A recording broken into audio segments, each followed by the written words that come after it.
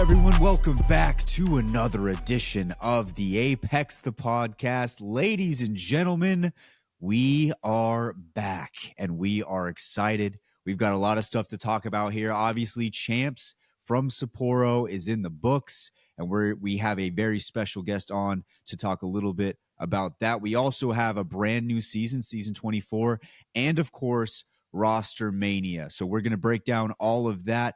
Now, we're not going to go as in depth on the LAN and everything like that because we have a series that me and Donnie on the back end, we're going to go through each individual team and talk a little bit about each team's performance leading up into the brand new year 5 of ALGS. So we're going to have that in the future, but we will talk a little bit about Champs and break down some of the bigger storylines here. I guess first, I think we got to say what's up to everybody because it's been a little bit.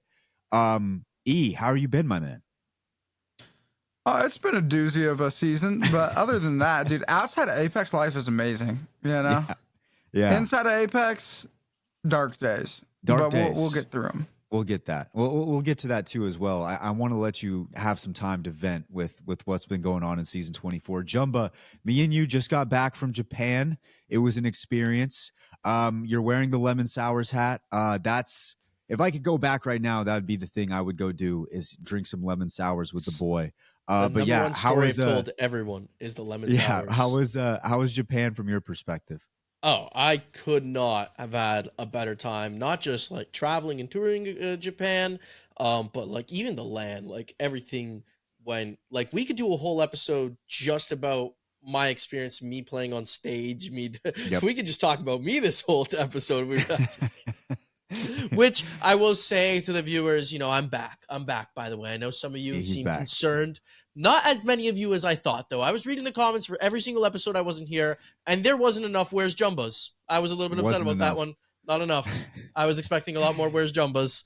Yeah. There's only like one or two, and then a couple people in my comment section. Too. I had a couple DMs as well. Yeah, I had a couple of people come to my thing and say, "When are you coming back to the pod?" And I was like, Okay, I'll take those. No, it was Japan was an experience. Being there with Jumba, Jay, shout out Burke as well. Burke was basically me and Kyle's tour guide. He was our tour guide. No, really. He was our tour. I don't think I would have seen half the shit I needed to see in Japan if not for Burke the nerd. So I think you changed his name to Burke Apex, right? It's just Burke. Like it's actually just Burke. It's just Burke. Okay, like go check out Burke. Yeah. Burke breaks down. He does very like similar videos to like Jay and Jumba on competitive Apex. So go check him out. He was a dog. He was a legend. I didn't learn how to use the train to the last day because like I just let it be on him. The last day I was like, yeah. Let me see how you're doing this. Literally, as we're going to the airport, let me look how you're doing this. He was very impressive as well with like he never pulled out his phone really for directions that I saw anyway. If he did, he definitely had his phone in his hands all the time. It was subtle on my end, but yeah. So LAN in Sapporo, it was incredible. Japan is an amazing country, and I really enjoyed Japan. It was great. It was also great to be there with the boys. One of my favorite moments, though, was probably not a whole lot of people saw it. I think on like the broadcast, but within the arena, Jumba goes on the stage for the challenge, like the solos challenge and the big team deathmatch challenge. And he wins the first game. I'm going to input that video right here that I took. It was me, my boy Kyle, and Burke. We were all standing there. Jumbo was in the final 5. I start recording, and then he wins, and I explode, and I run straight down to the bottom of the stage, and I'm just screaming. I got a little dizzy on the walk back up because of how loud I was screaming.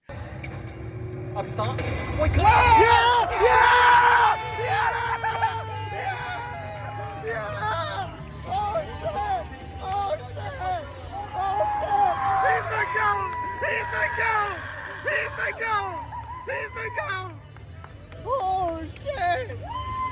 Oh fuck! Holy shit! He did it! Let's go!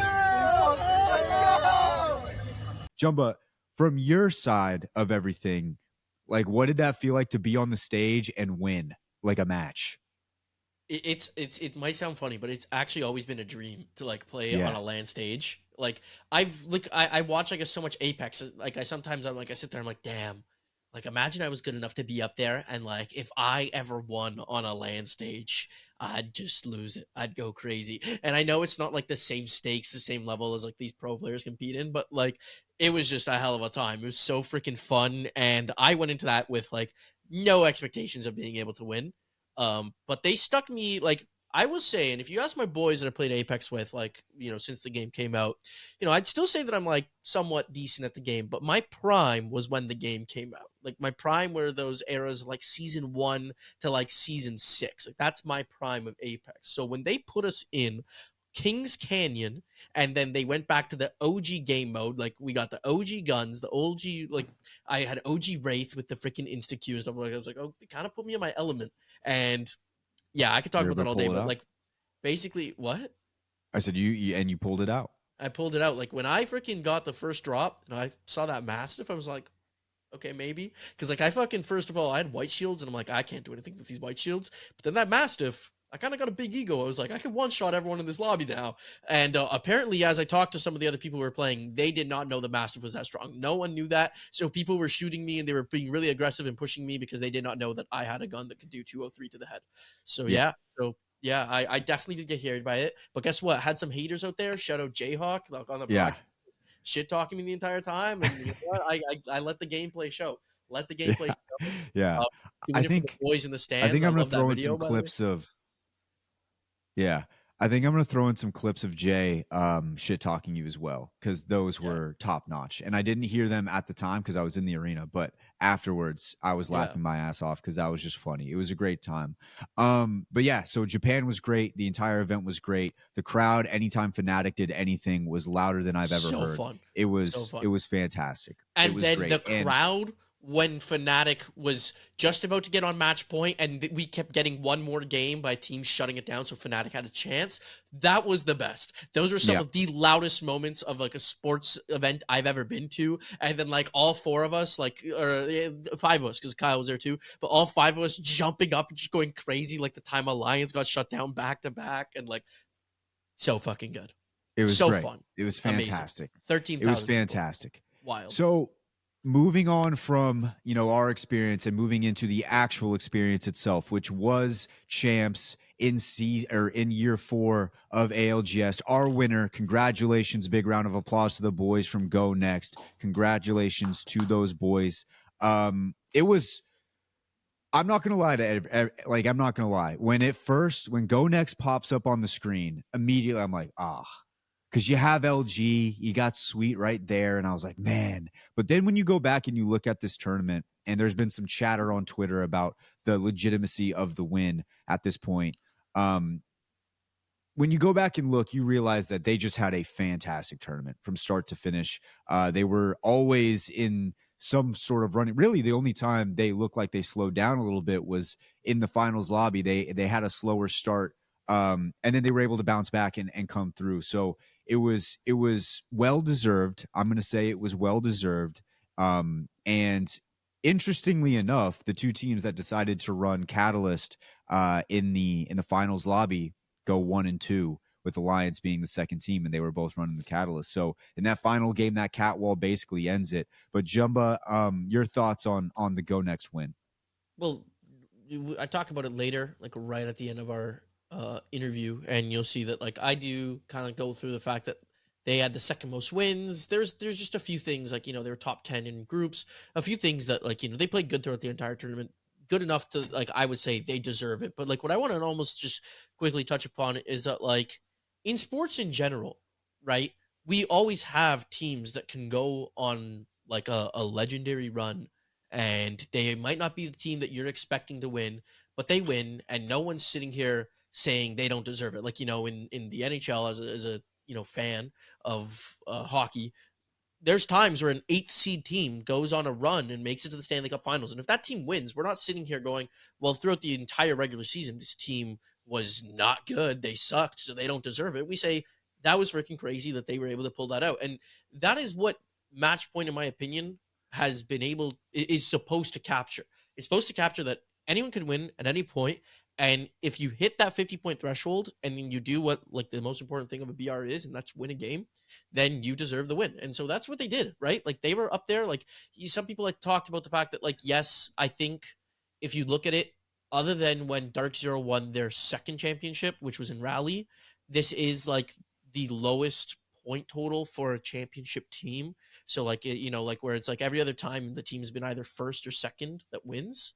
So there is that, like the people I think are trying to almost like look at, but I don't really care. Like my point is that like they did what they needed to do. They got 50 points, and then 2 games later they closed it out and they won. Like there was I think 11 teams on match point or something like that.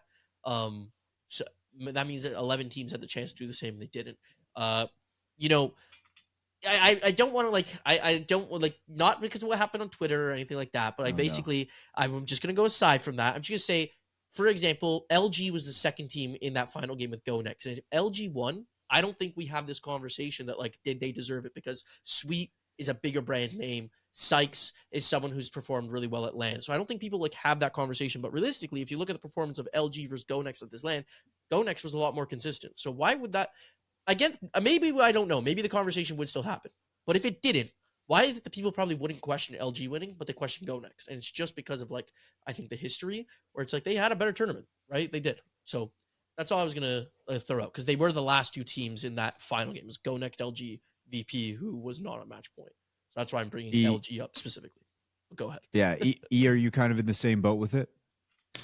Yeah, I mean, if LG wins, the story is like Sweet finally gets his trophy. Yeah, that's all anyone would talk about. They wouldn't be like, oh, like there wouldn't even be a debate or anything.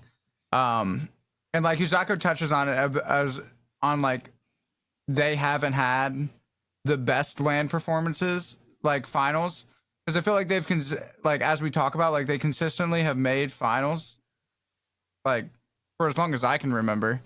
And this is like the LAN that they finally put it together and figured it out.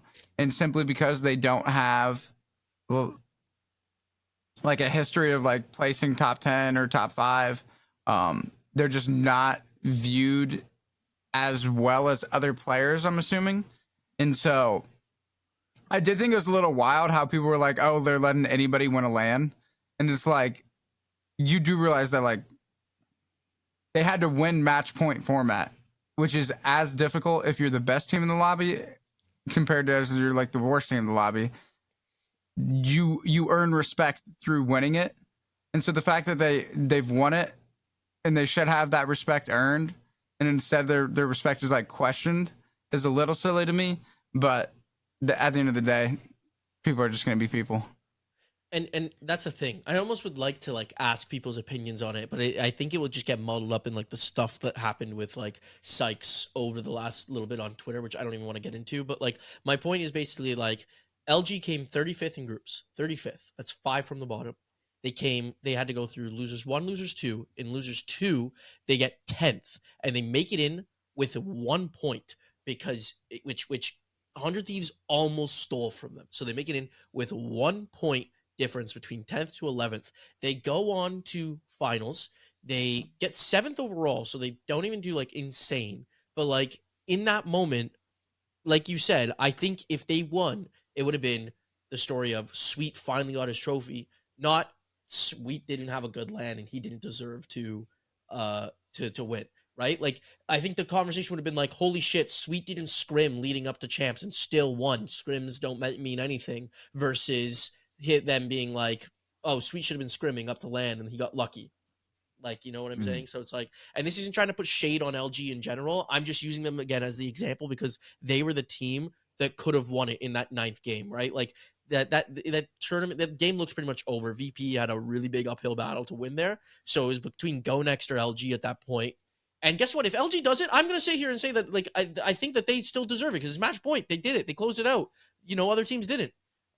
My point is, though, is like, I don't think as many people would be saying they didn't deserve it as they are for GoNext. And so to that, I say, I think GoNext deserves it. Yes, so congratulations to the GoNext boys. When you go back and look throughout their history, like E said, they've made a ton of finals lobbies. They never necessarily performed the greatest in those finals lobbies, But when we talk to Uxako, he talks a lot about the mental and how it kind of transformed over the years. So congratulations to the Go Next boys. It was a well-deserved win.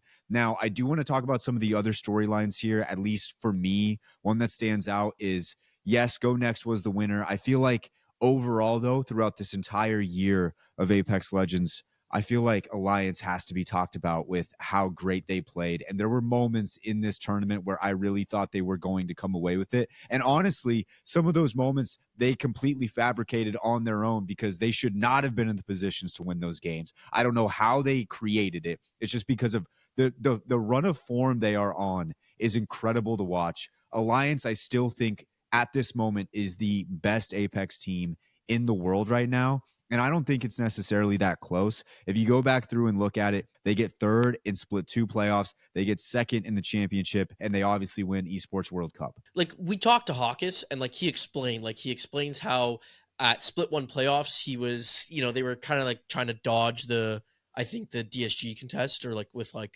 design in them. He's still doing that. Same thing happened in champs like the year before. So it's like, just dealing with all those contests and everything. But once that was removed from the game, and they just got to play their game, like, they've been literally the best team. Like, first first, as you said, at EWC, second most points overall, but third overall for Germany, and then most points overall for this tournament here. By far the best team. And they dominated everything. Even BLGS, they had by far the most points, even though they didn't win match point there. Just all around, since the second half of this year, they've been ridiculous. Even Split 2 Pro League, they were insane for their league. Yeah, I just feel like Alliance right now has to be talked about as the best team in the world currently, just with this run of form they're on is absolutely incredible. Was there any other storylines you wanted to mention, Jumbo, before we move into like some Rostermania stuff?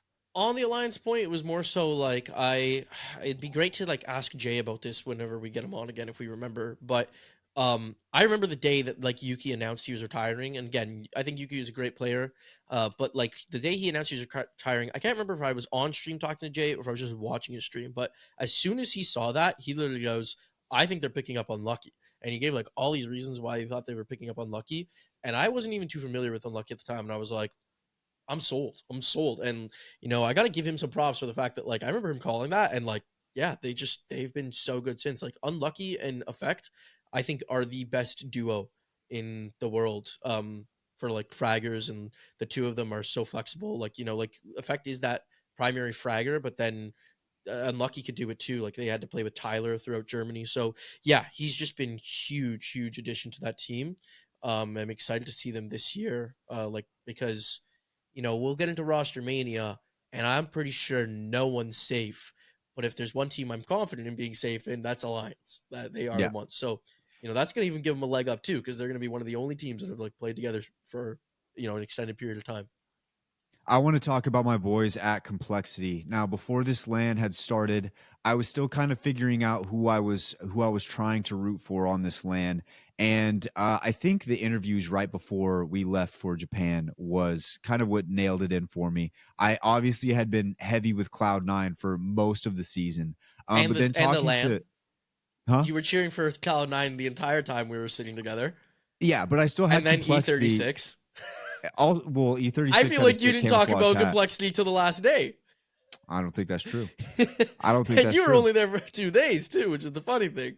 I think it was messed up that I didn't get to meet the Complexity boys. That was the toughest part about it. But when it came to Complexity, that final day, I don't know what it was, but that first game was incredible. Like that entire first game, and their story, I think, for me, has been one of the coolest parts, especially with Kim. We had Kim on, with the LA LAN. Things don't go their way. Obviously, they don't make finals. Then they go into Split 2, and things go a lot better for them. And then coming into this one, it was awesome. It was awesome to see that moment. Monsoon gets up on the table. It was fun to watch with Complexity. And I'm going to throw in some videos right here. I was rooting heavy for them, and I got into some of my, like, I don't even know what you would call it, but when I watch sports, I'm very superstitious.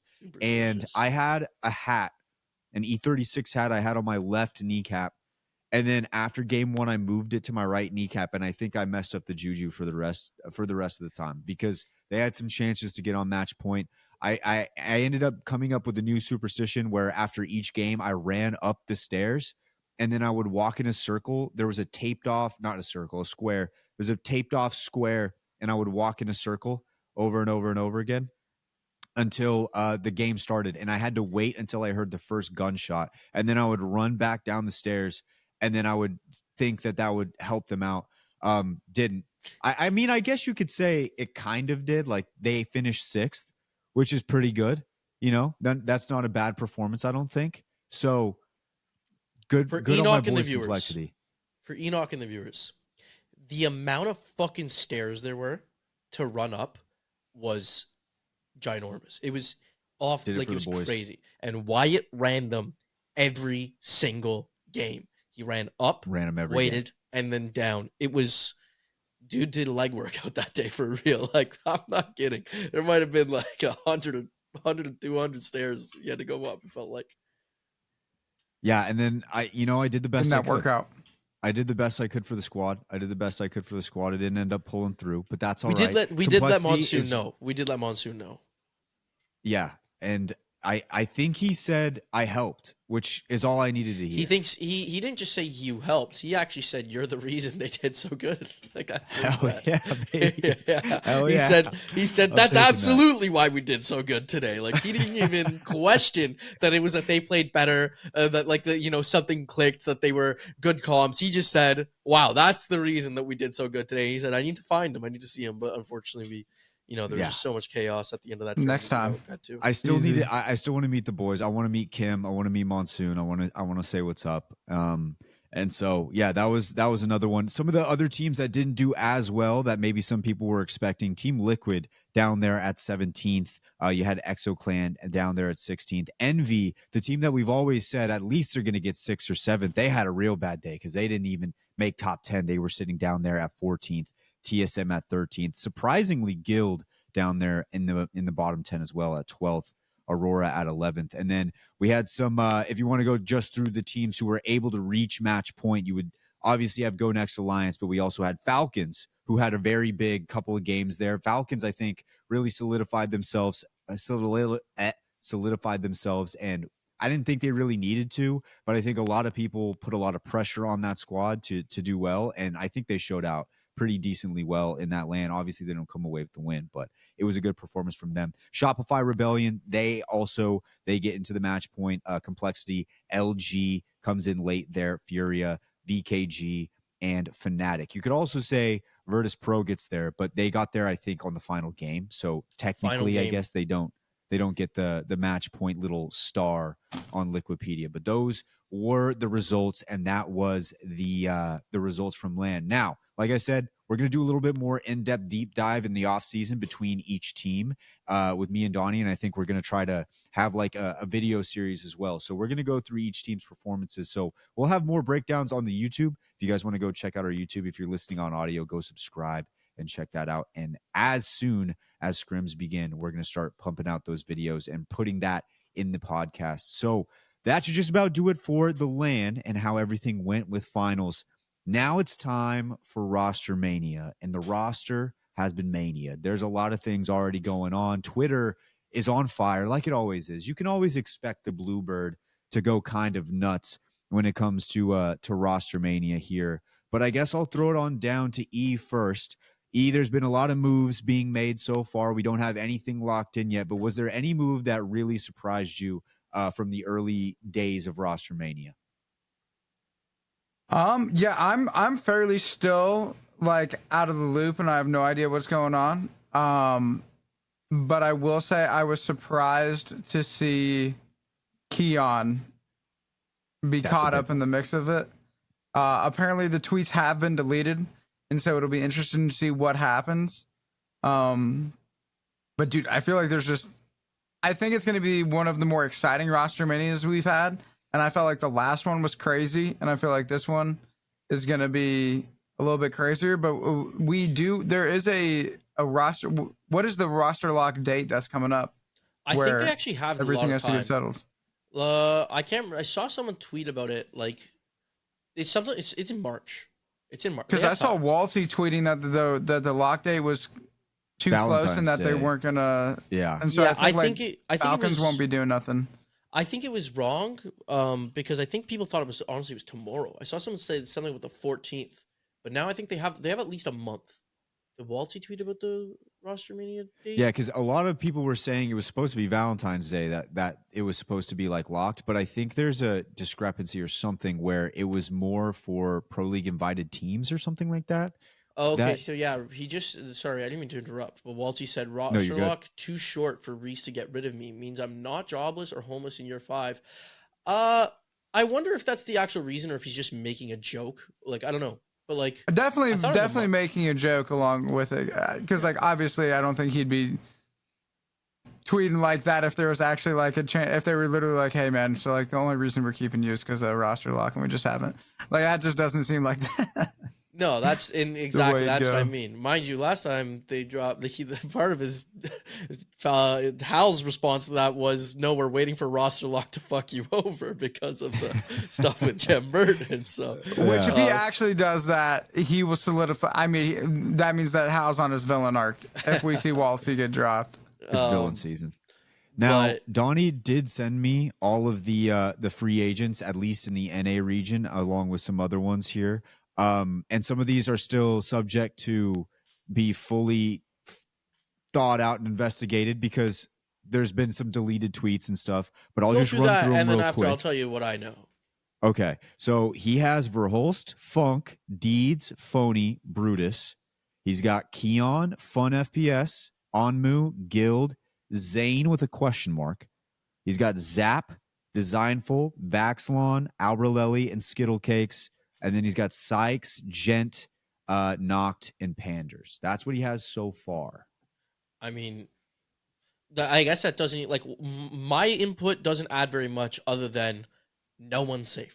There's literally no one safe. Like I think pretty much every team is up for change. Like, even it's interesting, like it's cool to see Falcons are saying that they're staying together, because even that I'm pretty sure was up in the air for a little bit.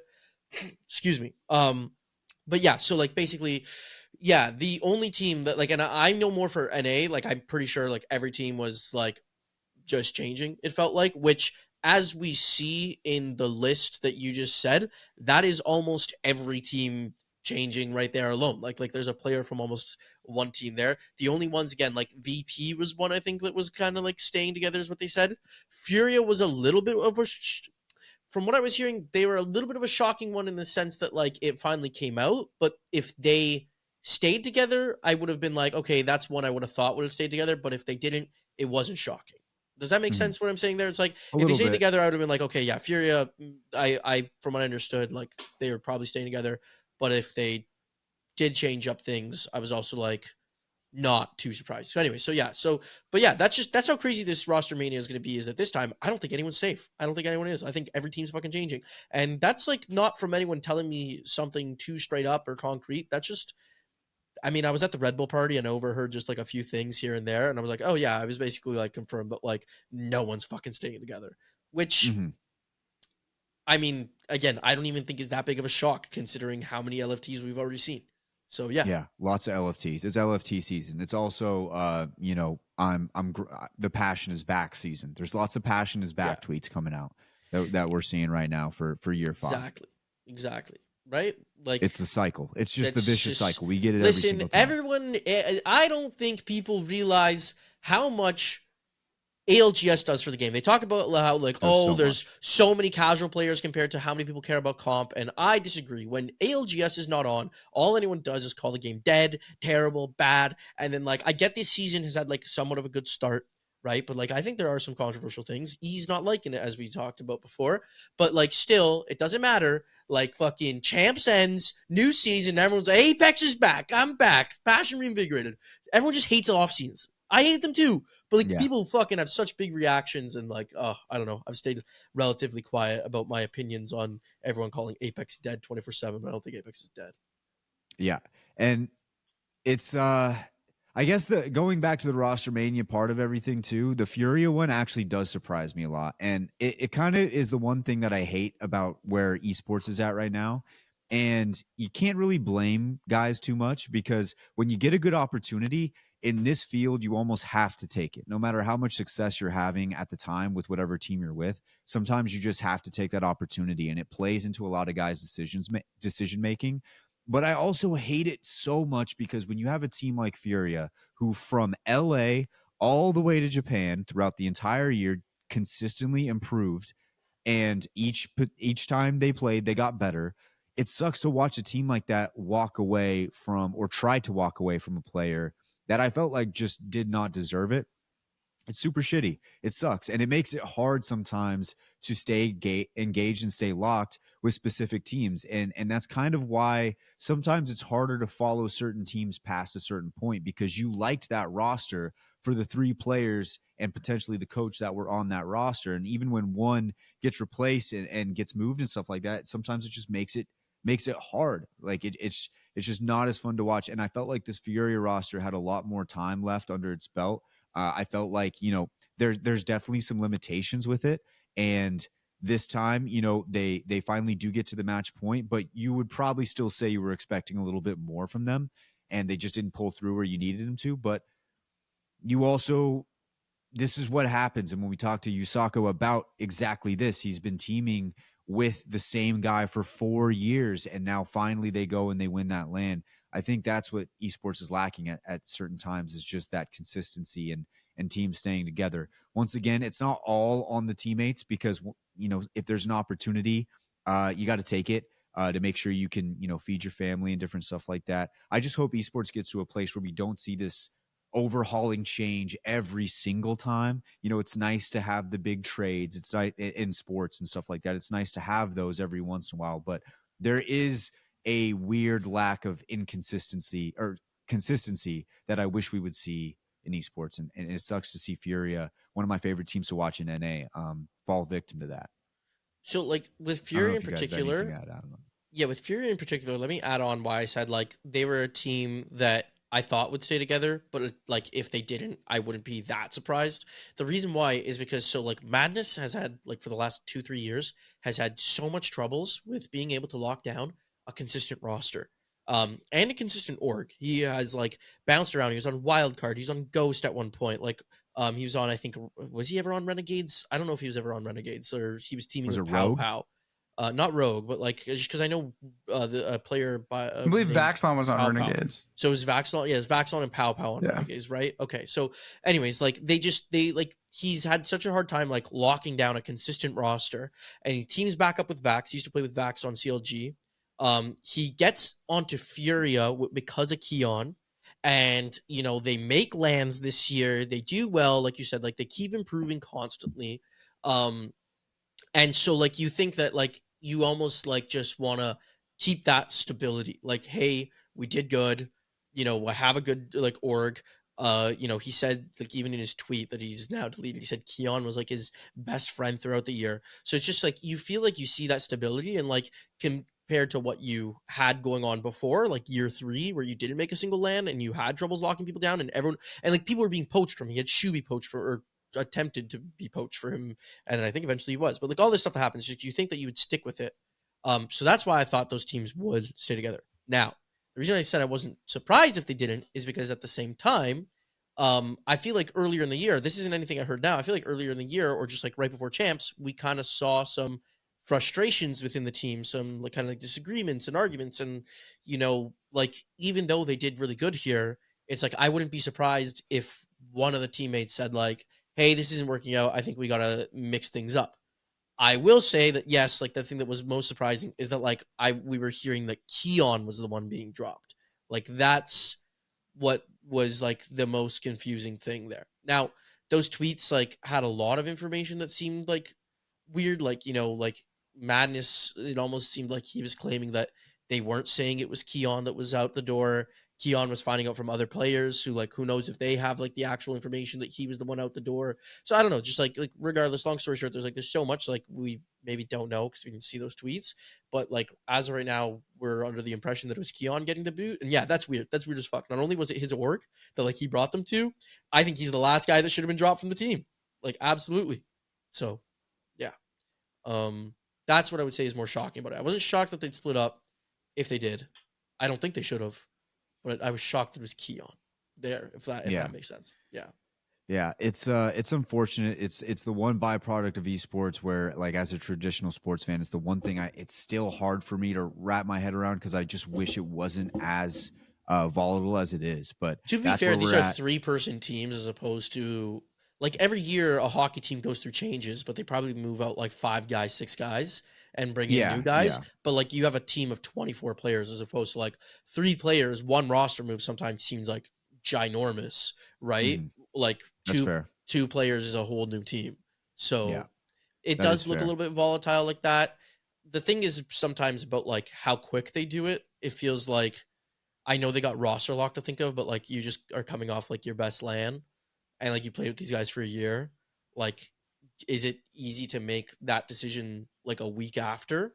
Or is it that there have been like chemistry issues for such a long time that you just can't get through? Look, I know I didn't play like any crazy competitive Apex and everything like that, and I love Moreover, but I realized really quick that competitively we do not jive, and I couldn't do that for more than a month, right? So like I would have just quit BLGS because I didn't want to like get into fights like over like just different clashes in personality and how we play.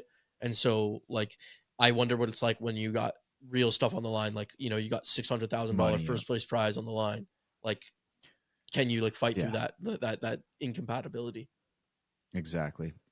So that is Rostermania as it stands right now. We're going to see what happens in the next coming weeks, but it should be a fun time in Rostermania. The Bluebird is always on fire with Rostermania. Now, let's move into the last topic before we get to Uxako, and that is season 24.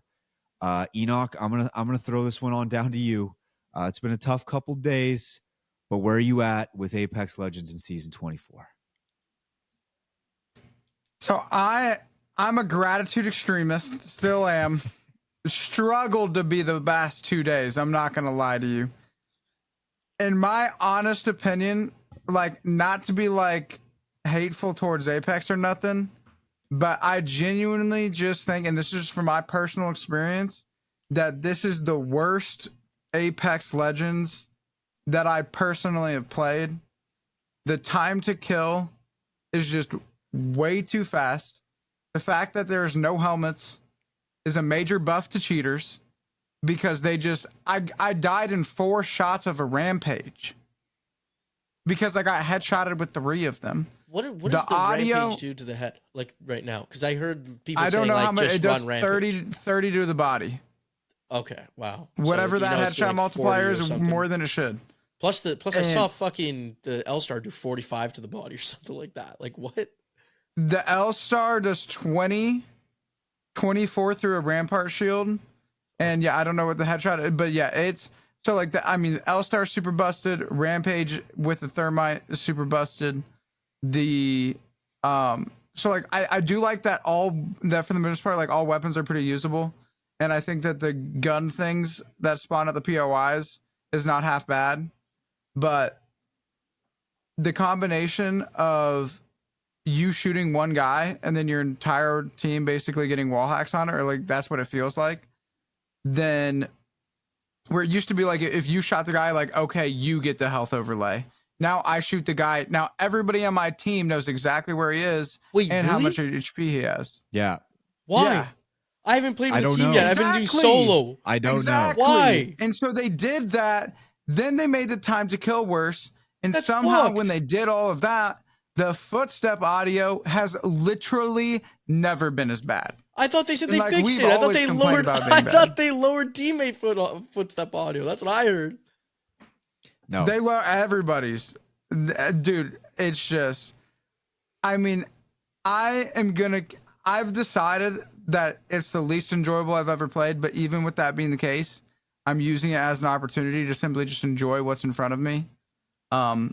Which I had the intention of going on a number 1 grind. And when I got off at the end of the first day, I was like 4th place on the race to Pred. The last time I checked, I think I'm sitting about 79, which is just not like, it isn't too crazy bad, but it's just simply not the pace that I should be hitting with the goals that I'm setting. And so, and then like that combined with just all of the just different other things is like a little frustrating.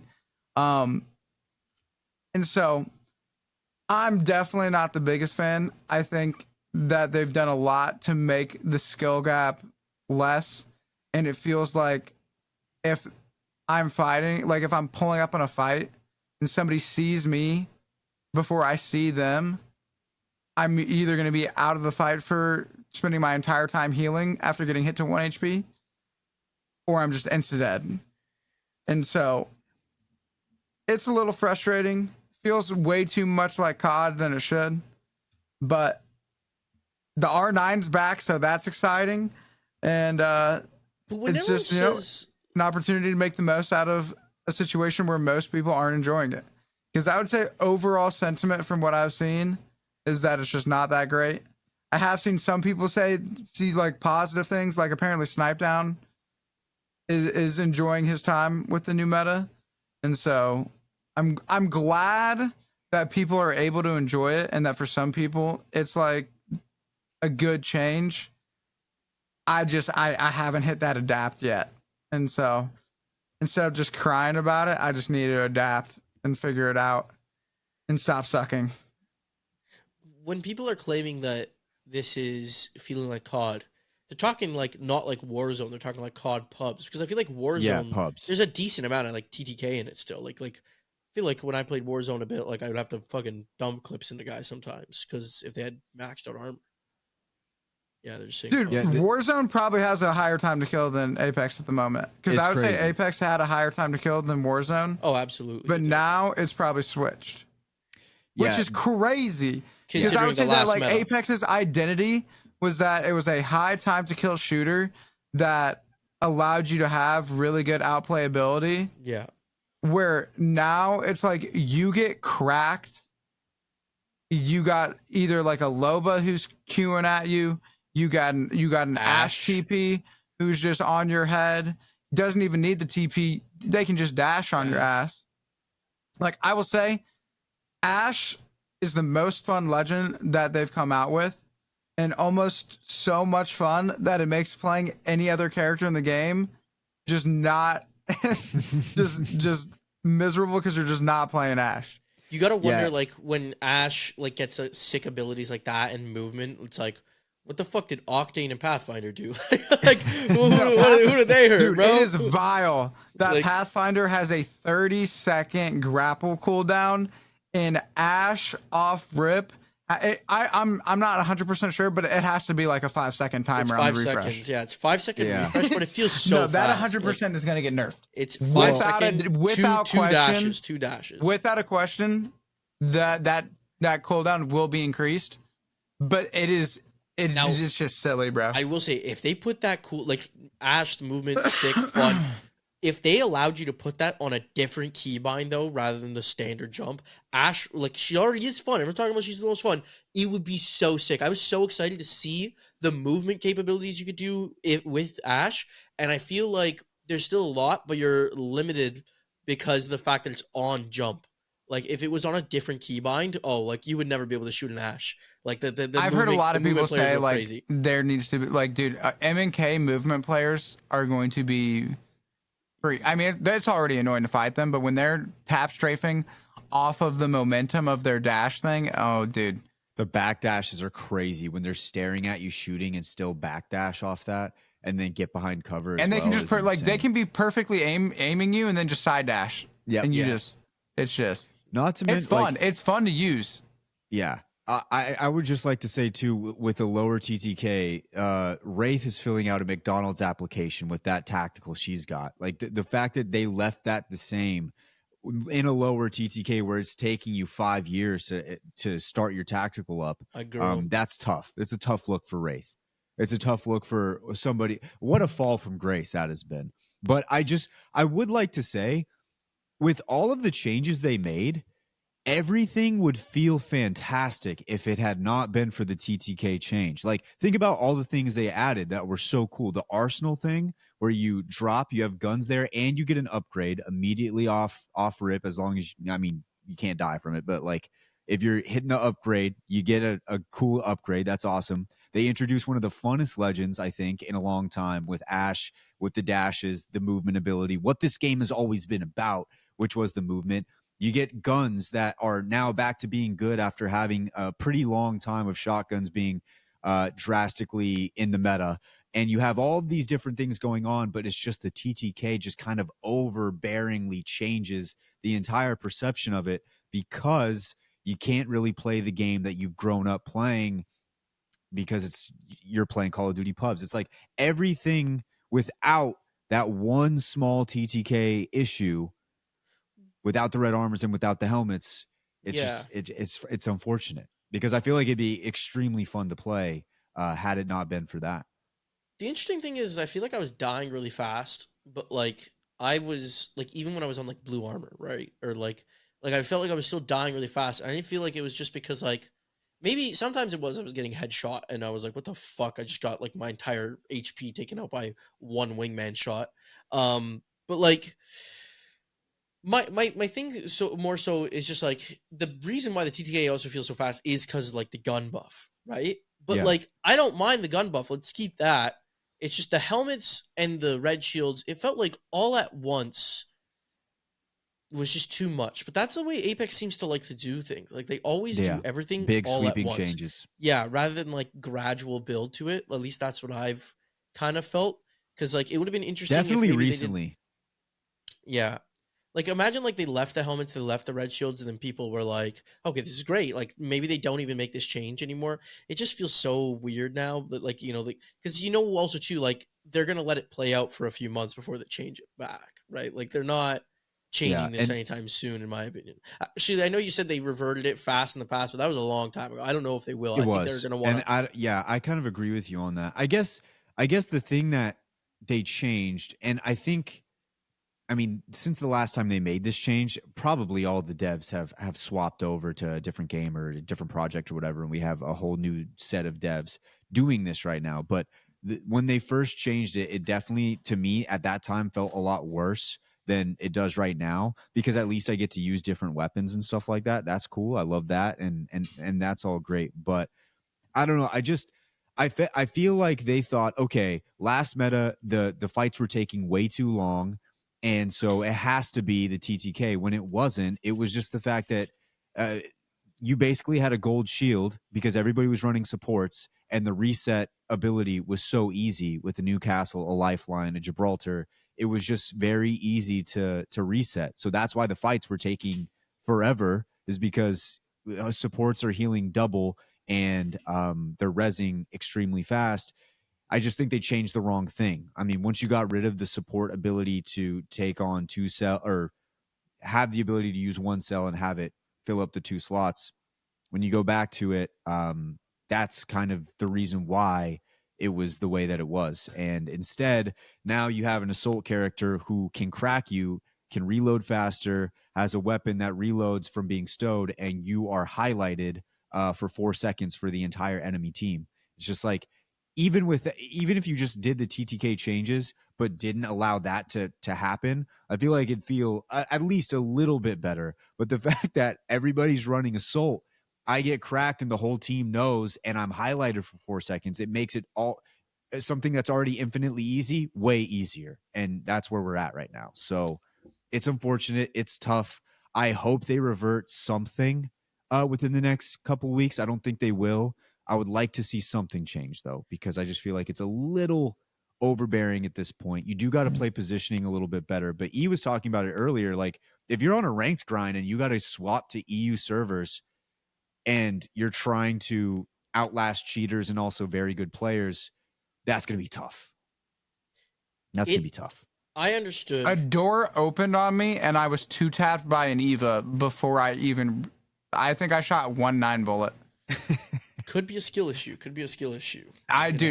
Jumbo, look at the do you have Discord up? Is that what you sent? Yeah, watch that clip. I'm tweeting it tomorrow. That's my going live tweet tomorrow. Is that clip? 1 sec. Yeah. We might have to throw it in the pod so people can see it. Are you guys close to me? Good. Almost. Pretty close. 10 seconds. Yeah. Oh my god! No, you absolutely have to put this. No, that's my going line. It's gonna What be was like, that killed you? I got in that time frame. Yeah. I got hit by, dude. When Is that a happened to G7 me, in a flatline? I literally thought I insta died. When that, dude. Apparently, I got hit by 2 dirty 30 headshots. Yeah, Damn. you get hit 2 for flatline bullets. Yeah, like your Why? first I shot messaged it to you 95. Too. First shot's like 95. Second shot's 95, and I don't know when you get hit by the third shots. Dude, you said you tagged the guy for a 30 little shots and then 2 flatline bullets, and I literally I peeked, I shot 1 scout shot, and I was dead. Dude, and They shouldn't have known I was there. And the other thing is 2 30 shot in that time, like that's so fast. No, I'm pretty sure. No, I'm not even gonna lie to you. I'm 95% sure the kid who had the 30 is cheating. Yeah, no, like you. But still, got it highlights for me like what it feels like to peak in season 24. By the way, the 30-30 body shots are 58, headshots Oh. 93. Which Charged just seems like a headshot crazy 93? jump. Because like the Charged headshot? triple take body shot 66, headshot 70. Like definitely not nearly the jump right there. That is so Like- bad comparison. Yeah, and then like the G7 35 body 56 Wait, headshot. but like, is that the max It did damage of used to triple have take? it did used to have the skull piercer. Yeah. Huh? What'd you say? I think they're adjusting to the fact that there's no skull piercer for the 30. Yeah. Which is why the headshot disparity is so high, and so that you have like a reason to use it. Because like if you don't have something like that, like the scout's just better, and then the triple take's just better. But like if the 30 is something like that on the headshots, and speaking you have a of reason the, to use it over the other two.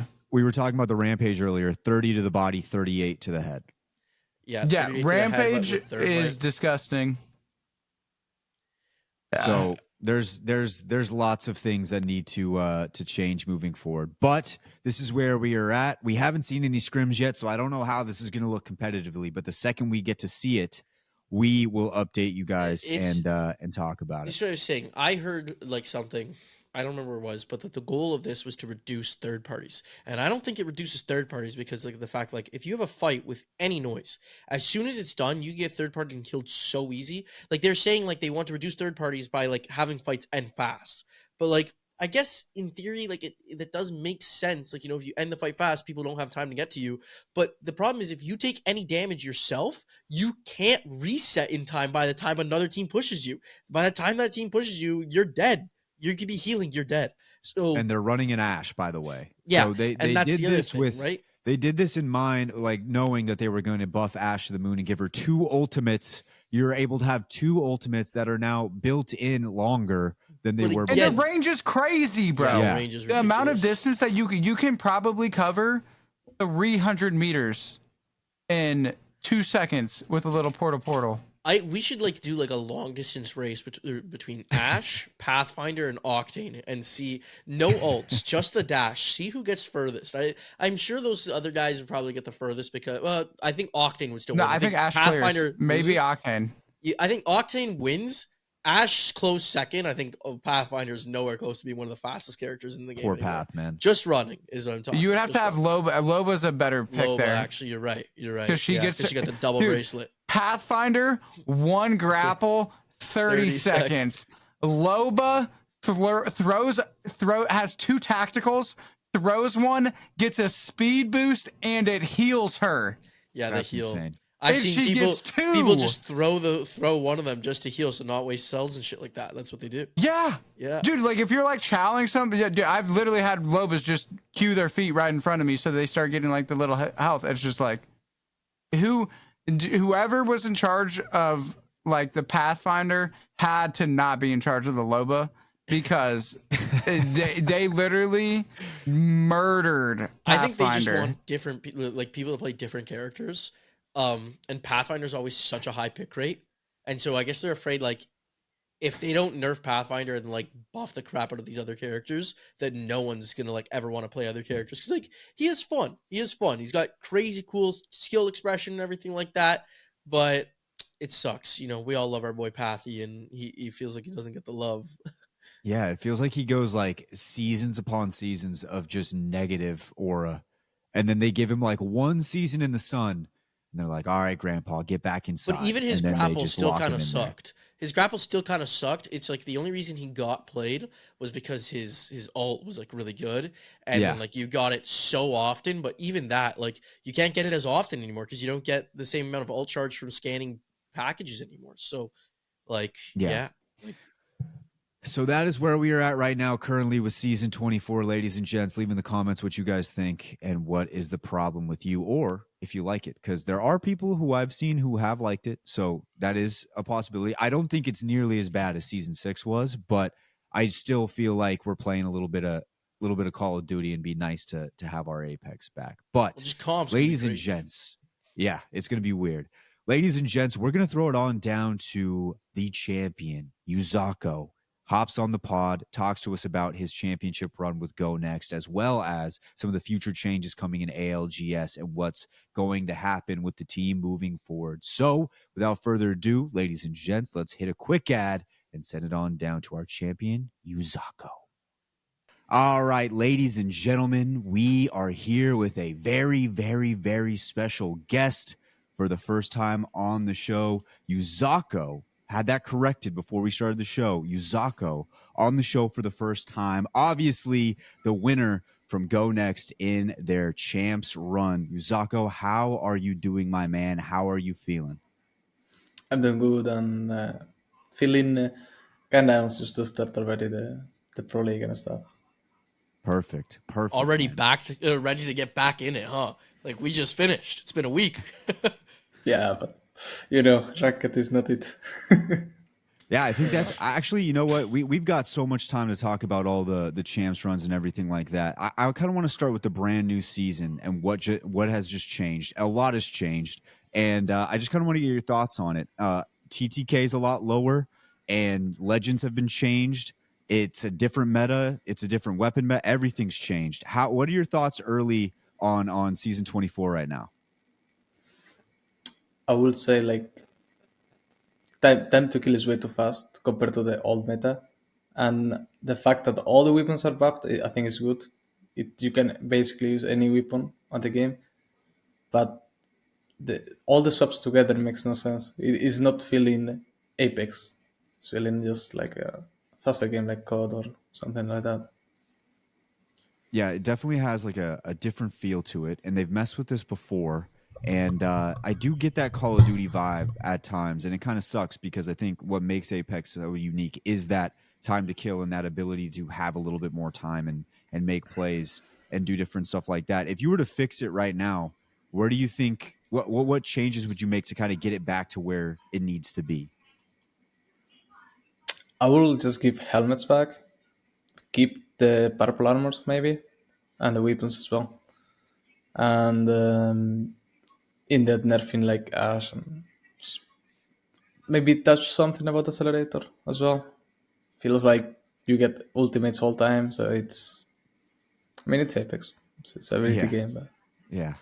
So you're not even worried about that they removed red armors? Because I will say the red armor thing was kind of interesting. It always felt like edge teams would get like such a massive advantage over zone teams because like they could just not even do damage and get reds. So you don't even mind like if they just kept it purples and blues. You just think that the best thing to bring back would be the helmets. Yeah, I mean, obviously it favors a bit to us on team because the armor advantage will not be a thing. But now you have at least like better attachments as such team. It should make you to play easier, and not just because of 50 health plus when you win the fight. Yeah, also too with how strong the weapons are, a team coming in with red armor versus a zone team with blue armor would feel even crazier in this current meta. Yeah. I couldn't imagine watching that. Yeah, I don't think it would even compare. It would be, and this is something we haven't even gotten to see yet, but with this new change and the TTK stuff, like we haven't even seen a change competitively. There haven't really been scrims or anything like that at this point. This would probably be something where it's like, I feel like we would lose a lot of value from watching the competitive with some of the plays we get to make. Do you kind of believe in that as well? Yeah, I mean, you will not see more like clutches at all. You will just see fast wipes and a lot of third parties. as well. I mean, it will really depends of Legend Dance as well, how the gameplay will be. But yeah, basically, like everyone will most likely just rotate zone and play defensive. Well, this was a question honestly for all three of you because I think all of you guys have more experience with me with the new season than me at this point because I've been jet lagged out of my mind. But did they even tweak Newcastle and Gibby outside of a few of those support nerfs? Like, are we expecting to see teams move away from the double support meta that we just saw? Because it was the most dominant meta we had at any LAN, with those two characters being picked almost 100% of the time. So do we think that those two characters are going to be removed, or are people still going to be running that? But like we're going to see like Ashe or other assault characters come into the mix, replacing the third. Do you guys know? That would be. I think that'd be more for E and Uxako. Yeah. What do you guys think when it comes to like meta? I know it's really early on. I think in comp, I mean, I feel like Uxako is definitely going to have the best mind for this, but I would say in comp, I would be surprised if they switch away from them. I mean, obviously, I don't think we've seen any scrims or anything take place really yet at like the highest level, but I think Newcastle will definitely keep his spot. Shotguns aren't as good, and like SMGs are kind of back, so I don't know. I could see Gibby getting swapped out, and then it being Ashe, Newcastle, and then we'll find out who takes that third spot. But that's the way I could see it playing out. But yeah, dude, the Eva is nuts. The like the R9 is back. The R9 feels really nice. The LSAR is absolutely just downright just diabolically OP. And so like the Mastiff and like now with the PK in the pack, it's just I don't think we'll see nearly as much bubble / Newcastle, like them being as dominant. But I think Newcastle will definitely keep a spot. Yeah, I kind of feel the same. It's like I mentioned before. It will depends on first bans. Like with Meg, if people is actually running Meggy, I don't think there will be neither Gibbies or Newcastles. But if there is no Meggies, I think Newcastle will for sure stay on the meta. At least him. And Gibby, it depends. You can make a playstyle around him. At the end of the day, people is not gonna run shotguns. Above all fight, SMG against shotgun, you should win the fight. So it depends. I think there will be like a really different playstyles over the lobbies. Yeah, I'm interested to see how it plays out, especially because if I didn't realize the shotguns, I guess the shotguns are still strong. They're just with every other gun being viable now. It's not like they're the best anymore. So that probably like puts less value there. That's pretty cool. I like the mix up. I enjoyed the meta, but I think we need a mix up from like what we just witnessed. Yeah.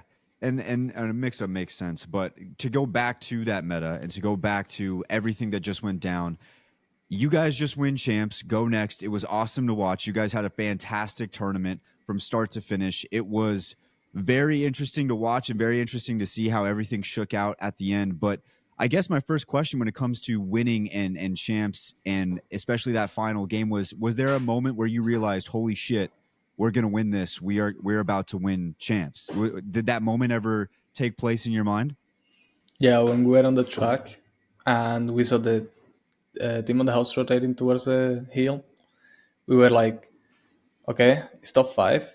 We know the other rampart team that is on the card, the one on the open field, and the two teams fighting on the hill. We have free third party, and then we have Godspot because it pulls right in front of it. So as soon as they start fighting, we saw Nox. We're like, we won it. Like, we just need to stay alive. And when that happens, like when you're on the stage and that moment finally comes up, the "You are the champion" screen pops up. Like, what was that moment like? Was there like what was the celebration? I guess. What did you have any thought in your mind, or did you kind of just black out when that whole thing went down? I kind of black out because it felt unreal, right? After a long fucking grind of, I don't know how long has been Apex out? 4 or 5 years? 6 years, I we just think. came out with Yeah. 6. Yeah, like basically from season 1, I've been playing the game, and like my dream was winning a LAN, and yeah, like I was in shock a bit. I was happy at the same time. I wanted to cry because of emotions, and it felt really good.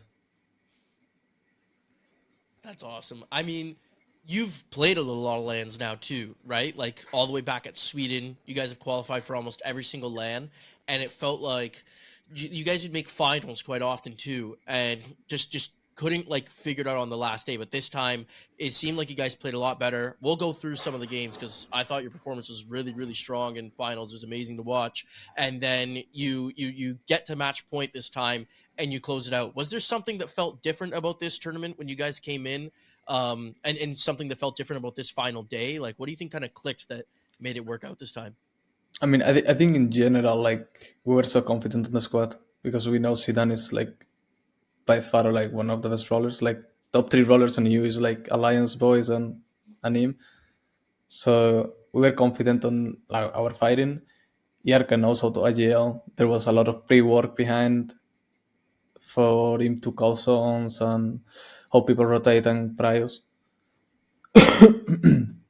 And I will say just confidence and experience as well. First lands, like kick land, Sweden land, we were not even full squad. Carolina, Yarka got COVID on finals. It was a shit show. And then yeah, we just got that experience on the bad way because we we got pissed on. But yeah. I mean, on that, and we'll talk, like I said, I really want to talk about, especially the 2 games that you guys won. And we'll go through, I had some questions specifically about those 2 games, but you and Hayarka have been playing together for like a really long time. The earliest I was able to see when I was trying to like figure it out when you guys started was, I believe, December of 2020. Let me know if it was longer than that, but like, how did you guys meet? How did you guys start competing? And like, how did you guys like be able to like to team for over 4 years now? I don't remember exactly the time, but should be around that. It was like season 1. I didn't speak English at all, so I played with Spanish people. Didn't like reach much. Next season I hit Fred, but kept playing with them and started competing. And I felt like I was getting gatekeep. So I was like, I'm gonna open myself. I'm gonna speak with other people, English speakers, and I just started grinding ranked so much. I was like sitting on everyone back then, and he gave the opportunity to like to start screaming and stuff. And since then, yeah, till now. And that's it. You guys just teamed up one day and stuck together ever since, huh? Yeah, we just played rankeds. I carried him,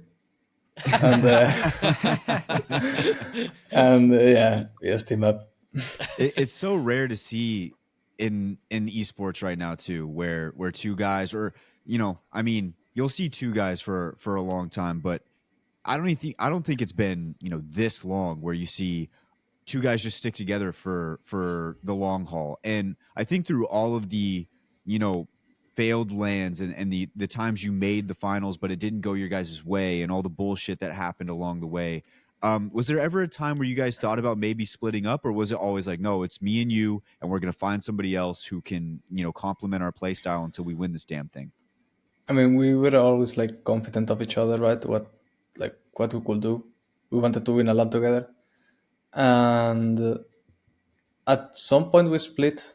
It was like so many things going on with the org issues. Tried a third with a match. Yarka got a good offer, so I just took it. Like that team was like broken already. Like everything was going so bad. So we split. That was the only split we did for one pro league. He went with the scars, and I just standing for heroes. And we were like, when we finished that, we both got pissed on, and we were like, bro, this is run it back. We know we are good together. We have so much synergy. We saw it before. Let's just roll it. Let's just click with the third player and go ahead. And so, how did you guys decide on ending up to like have that third player be Zidane? Like, what about it? I mean, obviously you've talked about how he's like the best, like the top 3 controller player EU. Did you guys have that view of him before you guys picked him up, or how did that develop? I mean, we kinda saw him playing really good when he started competing in Pro League first time. He was playing like, I don't remember his team to be fair, but were two unexperienced players, and he was like popping off with Horizon meta. And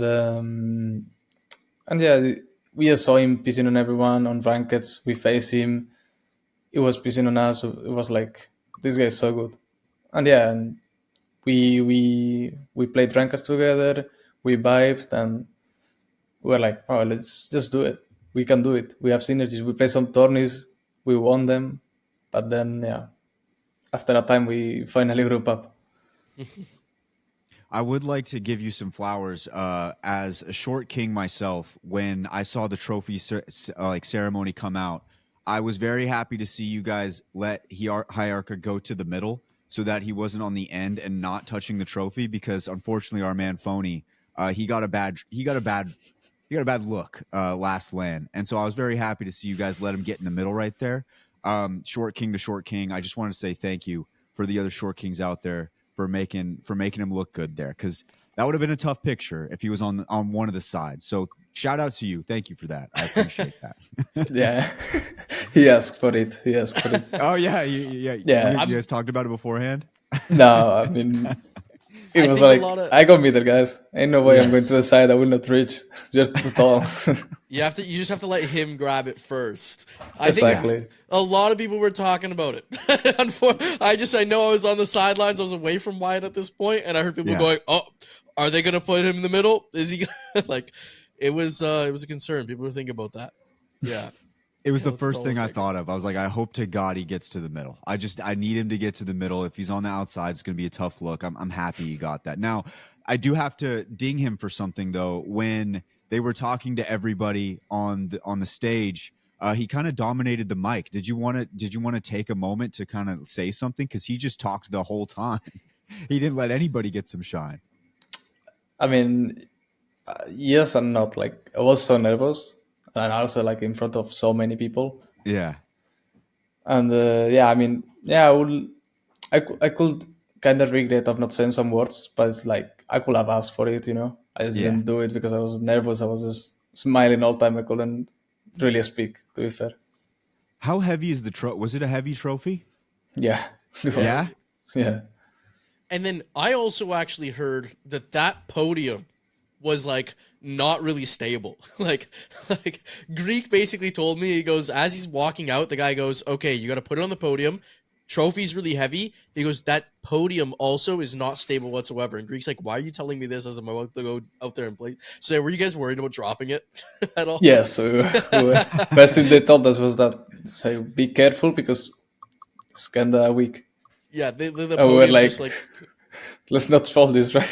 It's a podium like I don't know, like I want to say it's like 7x7 wide, and like you just should knock it over with ease. Yeah. Anyways, that's hilarious. But so yeah, I kind of wanted to get right into those games though, because like two things I want to talk about. First, actually, I have a bunch of things. I don't know why I said two. I want to first talk about, so overall for the tournament, you guys were tied for second most wins. But if you really look at it, you guys played less games than both Noctum and Fnatic. So realistically, like you guys had the second most wins per game played, right behind Aurora. What was it that you guys were doing? Because I noticed, like you said, you mentioned your zone team. I saw lots of times you guys always had like that spot just pretty much right outside the end zone in those games that you won. What was it that was happening in this tournament that you think was helping you be so consistent with closing out games? Not just getting points, but actually closing them out. I feel like, look, kind of what I mentioned before, like they had so much pre-work made for the zone, so we kind of knew where all the zones were pulling. I don't think he actually missed one zone, maybe one or two, but anyways, we were like in a decent spot to play the game. And Catalyst as well helped a lot to be consistent, because if it was a pullback or is pulling a bit more far than we thought, we can actually rotate. People is just stuck in the fucking bubble, Newcastle Q and Ramparts walls. So I think that helped a lot. Yeah, that's really, like in the two finals games, like both zones where you guys win, Hierarcha is very confidently saying, I know this one, trust me. Like, I know this one. And then he would see the zone pull one way and he goes, this is a pullback. And like, he was getting like really good calls with it. But then that kind of leads into like the next thing I really want to talk about was the catalyst. So when I was looking at the numbers, Rampart was picked like 65% of the time, and Cat was picked like 16% of the time. So Cat, like out of the compositions, like the Newcastle, Gibby, Cat was the second most, but like the 65% of the 16 was still a pretty big jump, which was surprising to me because I thought going into the tournament, I thought a lot more people would play Cat. I was shocked to see how many Ramparts showed up, but you guys played Catalyst. Alliance and the many other teams that did really good weren't running the Rampart. They were running other characters, most often the Catalyst and such like that.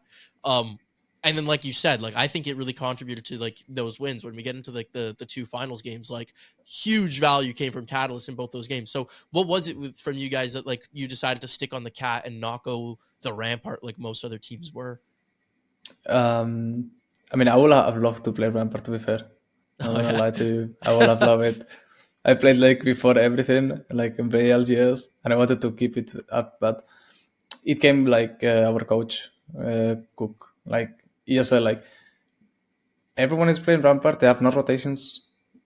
We have like, it makes like the actually a good ult, like you mentioned on the 2 games we won.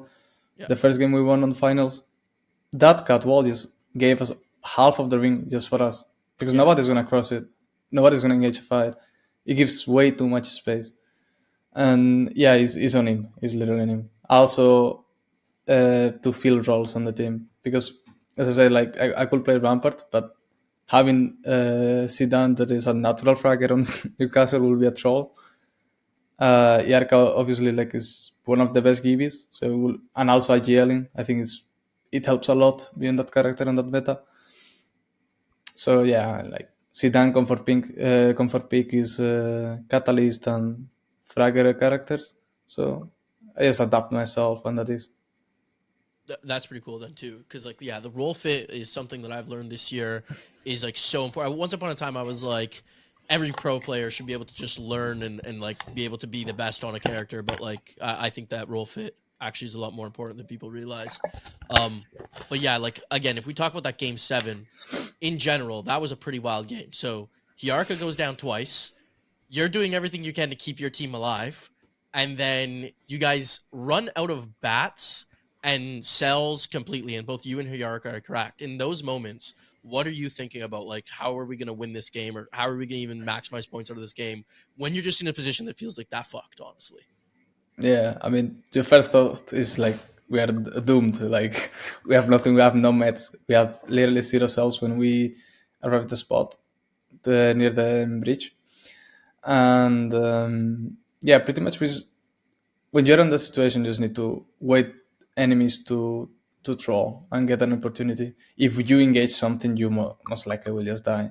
And even more on those stack games, we just hold it. We waited for the right third party, perfect timing, cut wall, wipe, we get loot, GG. Now you can play the game. Now you can take the decisions. But until then, you need to be patient. Yeah. Yeah, how do you keep the composure though? Like, or do you ever like? I don't know how to like word this because don't want to imply anyone ever gives up. But like, do you ever feel like okay, this one is just like we, no pun intended, go next year? Or like, how do you keep the composure like to stay focused in those games when you're in a situation like that? I mean, I guess you get it by like experience, right? Even though I'm like probably the most greedy guy on the team, I'm the guy who is always picking and losing meds. But like when you're focused and you need to do it, otherwise you have no option to keep playing the game. And we're like in a LAN, we need to win it. I guess like you mentalize yourself of I'm not picking this, I'm playing safe, I'm just first picking, gathering info, coming and just follow whatever the IGL says. Yeah, just building that iron mental, and then like you said, like oh sorry, go ahead, Wyatt. No, I was just gonna. I didn't know if you were still on the comp thing because I was gonna bring it back to something Hiarka said, which was in the post game presser. Obviously, you guys come through, and you had some of those moments that Jumbo was talking about where it's it looks like everything's dire, and then somehow you guys are able to get it back. It seems like your guys' zone calls were spot on the entire time. When Hiarka was talking in the post game, he was talking about how you guys kind of embrace the underdog role, and that was something you guys actually appreciated and enjoyed.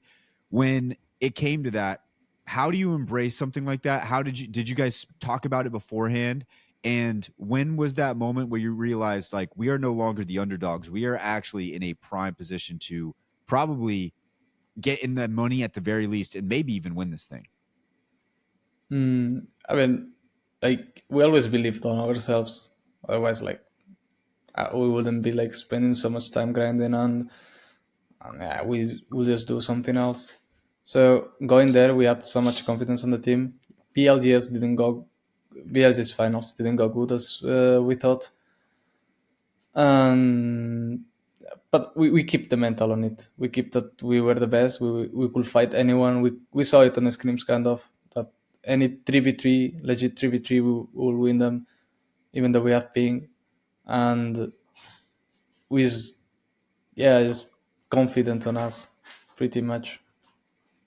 And I think the interesting part with you guys and you and Hierarcha being teammates for so long, because we typically don't get to see teams stay together this long.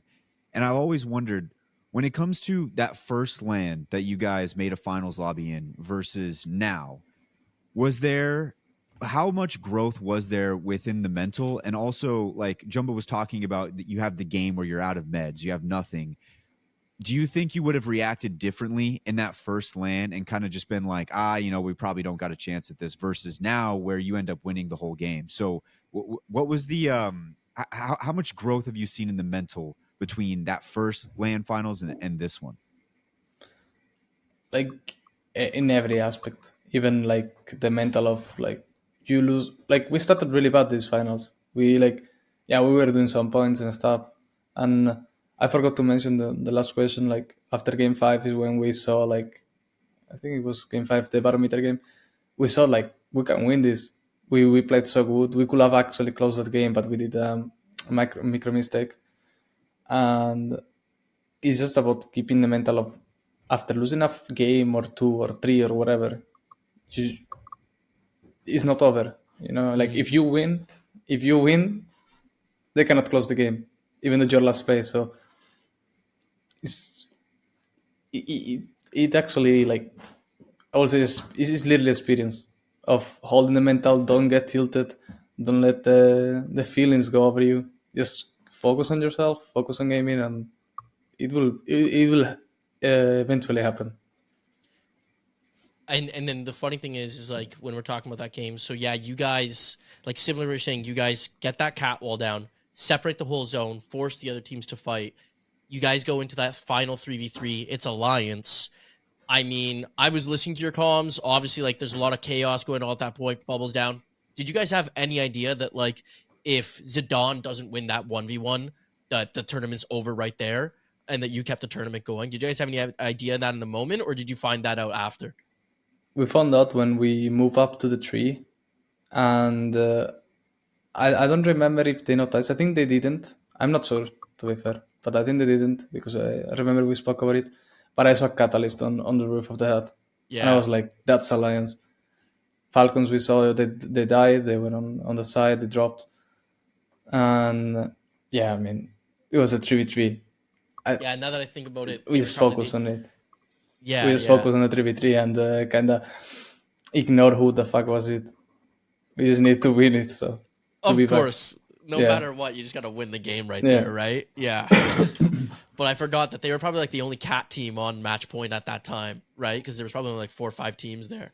So that would have been one way to spot. I think only both of us played Catalyst on finals. I was going to say, I was like, yeah, you guys might have been the only 2. Oh, okay. I couldn't remember off the top of my head what the entire lobby and ALS status was. Actually, ALS status had you guys playing Valkyrie for the entire finals, which I know you guys played one game on Valk, but you played the entire thing on Cat. So I was like, the stats were just wrong. I couldn't keep track of that, who was playing what that day.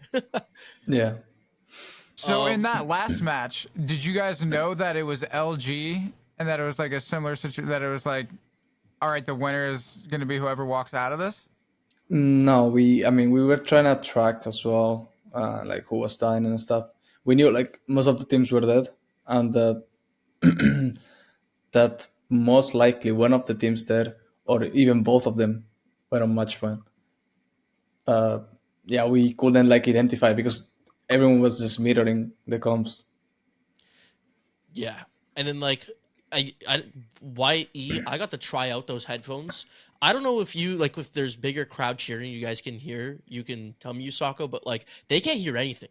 So like at least when I tried those headphones on, I was playing with them. I couldn't hear shit. So I've always wondered like if people who are like playing can hear the crowd like starting to roar when there's only like 3 match point teams left and you know the term is going to end. But I don't think you can. Like I don't think you could ever figure that out because of the fact that you can't hear shit through those. Before you actually cooled a bit. Like obviously you're not gonna listen everything right, but you could kind of feel the noise, the background noise. But now that they added like the white noise, you cannot hear anything. It's impossible. It's way too loud. Yeah, it's way too loud. Like it's kind of disgusting. Not gonna lie. You can sometimes bothers you your in-game audio. I didn't know they added white noise now. That's wild. Yeah. That's interesting. That's actually really. I hated those headphones in general. They were killing my ears. But you guys use earbuds underneath them, right? Yeah. Yeah, that's brutal. Like earbuds with those on top and white noise. I don't even know how you guys would play with that. I think the worst is the top of the head. Yeah. Like all the night with the head fucked. In that last game, similar thing happens though. Like at the beginning of the game, Hiarka sees the zone. Like, and you guys, as soon as you scan it, he's like, this is Overlook, it's pulling back, which a lot of people running, obviously, Rampart, so, like, they would have had console, but any team that didn't have console might have thought that was a climber zone and, like, been a little bit confused about it. You guys not only know that, but then you're landing at Big Mod and Geyser's free, which was, like, did you guys see Geyser free and just think, like, holy shit, our World's Edge is going to be, like, so, like, good for us, like, because you have that whole POI to yourselves? Yeah, kind of, because we prioritize SP and ED because normally like Landslide and Big Mouth are open or Geyser. Yeah. And we already played all those POIs. Maybe Landslide was the last one. And yeah, like when we saw actually Geyser open, we were like, that's actually so good. It's actually really good because sometimes Geyser team bothers because they rotate so slow. So slow, right? They decide to gatekeep or just waste time. And I think like MB didn't want to go Geyser because Drop knows how we play on Big Mouth. We just push. We just push with Geyser. Whoever's on Geyser, if it's taking too long, we're gonna push.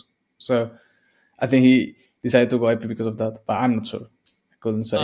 Well, I know that because he's a guy who's always played from Big Mod stacks, like when he was with Optic and everything like that, and he knows how teams play out of Geyser. From what I understand, he hates Geyser. Like I've heard him talk about it before.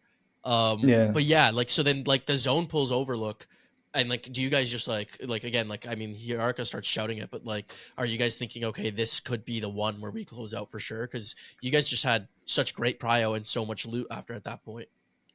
Yeah, the only issue we saw like. We had no evac. We could have like actually evac after the tunnel into the Godspot house, but we had no evac, so we lost the prior to it. I don't know if Overlook team was holding that. I cannot remember. So we just decided to like hold back. We played with our back free. We just gathered more points. Not like he knew the zone was there. We didn't need third beacon or fourth beacon. We wanted the Evo cash and yeah, gather a bit more loot and maybe find an evac. And since we saw the zone is actually pulling their 100%, there is no doubt we could evac in, but we had no luck on it. So we just need to use Catalyst to rotate there. Were you aware? I have to double check this too. I only saw this on Twitter, but I'm pretty sure Furia was trying to evac and slam on your position. And I think Madness or someone gets shot out of the sky, which stops them from slamming on you guys. And you guys just like are able to hold your position for free. I'd have to double check on that one. I didn't look back at that, but were you guys aware that something like that was about to go down? I mean, getting the slab to definitely not. Yeah. We were watching the back, we were watching the tunnel side. There was a team holding there. But yeah, I don't think anybody of us expected somebody flying on our silos because it's just so it's so risky.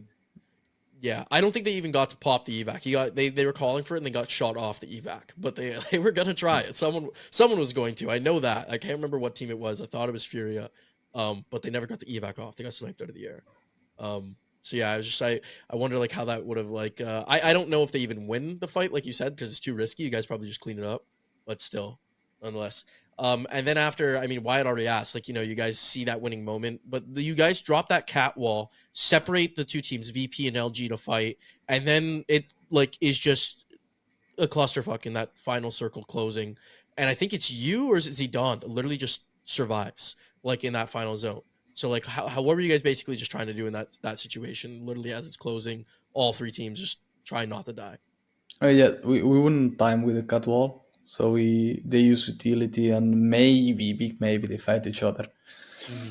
We just hold it good utility and then I think it was it was VP. Yeah, it was VP who slammed us out. Yeah. Yark, I don't know where Yarka went. I went straight to the bottom. Yeah, inside the zone. The bottom. Yeah. I don't think the LG saw me, so I managed to get back. Zidane killed the Newcastle who slammed us, and as got back, Q and play behind the Q, they were fighting each other, and Zidane just died by zone. I was like half HP still, and I just tried to kill the guy, but they just died by zone. So did you guys know you won? Oh, sorry, I'll let you go up. Did you guys know you won, or did you only know you won once you saw you were the champion?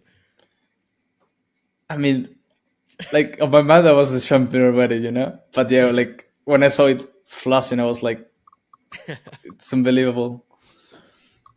I was just thinking about you know, we've had so many people come on the show and talk about like how important IGLing is and you know how important the macro, the micro, you put it all together, it makes something great. But there are the moments where I just feel like Apex just becomes man on man. Like I'm just trying to survive here. And I felt like that final zone was one of those moments where there's no amount of IGLing, there's no amount of macro you can do. You're just trying to survive and watching you go down into the bottom and just try to like hole up there, see what I can do. I feel like that at the end of the day is like that separation of, yes, you do need to have a good IGL, you do need to have good micro and macro, but there comes a point where it's like the game, there's so many bodies, there's the zones on your back, there's things stabbing you, there's things shocking you, you've got like all these things all around you. And I feel like at that moment it was just like, I'm just gonna just shoot and see live. what happens. Is it yeah, is that pretty accurate? much. Yeah, it's pretty much like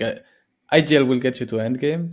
Your micro decision will not interfere on the macro calls, and when you get to the end game, like those type of end game, everyone is. I mean, I rewatched it, and from my POV on Face It, I could see like 4 guys knocked, and the other 2 guys is playing the knock.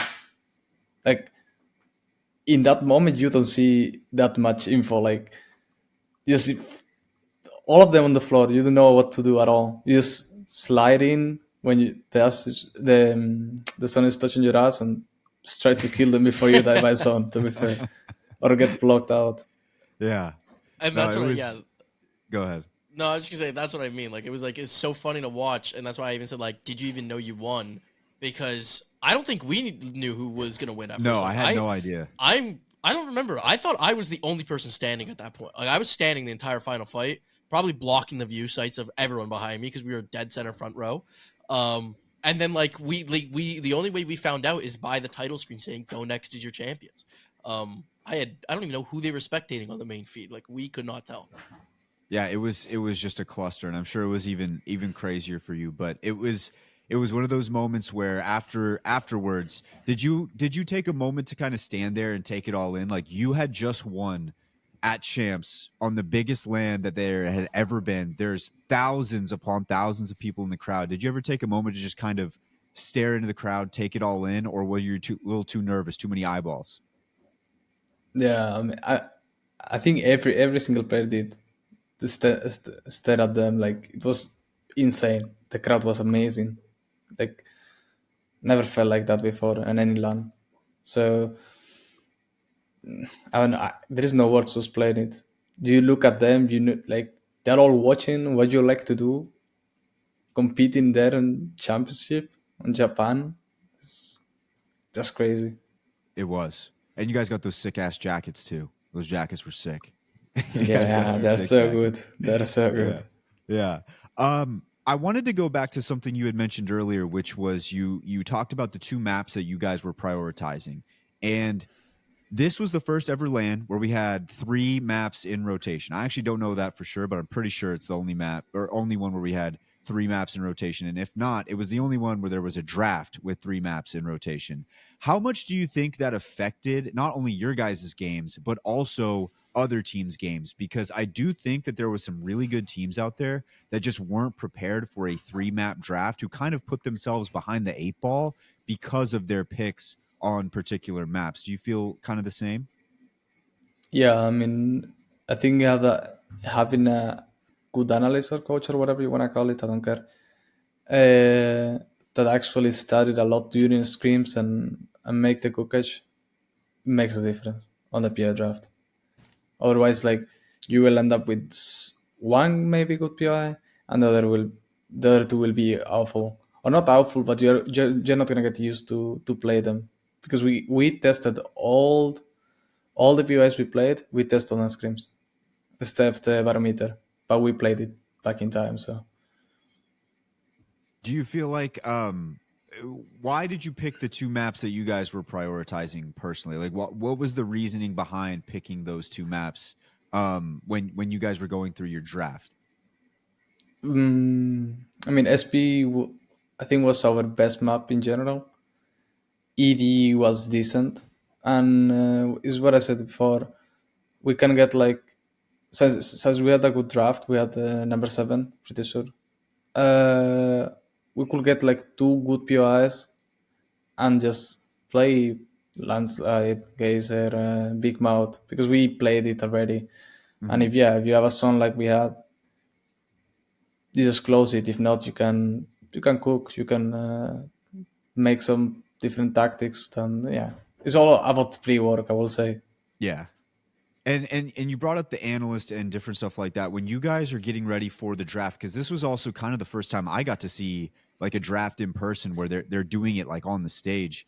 How much of that is your guys' input? How much of that is analyst? Like, is it almost like 90-10 analyst is basically picking the spot, or are you guys kind of collaborating and trying to figure out the spots together?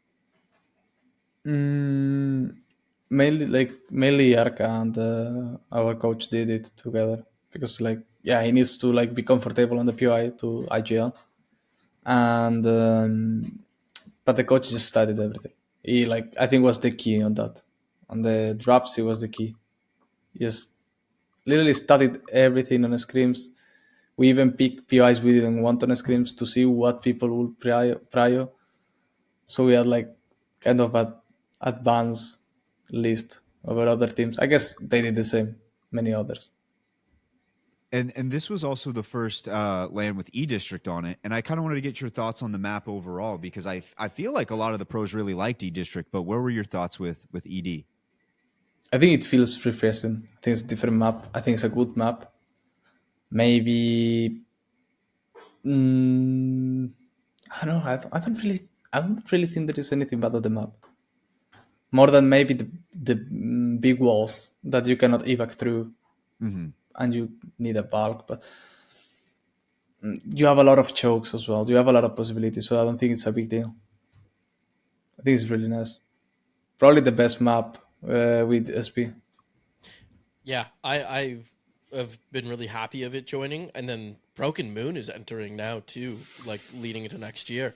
Since we're on the topic of maps, do you seem happy about that? I can't tell what that reaction is. I don't think you like that one. I could just tell. No, we actually played it on EWC, and we got top 3 on the only game they played on that map. But I don't think it's a good map. I don't think like it's ready for competitive. I mean, what would it need to get there?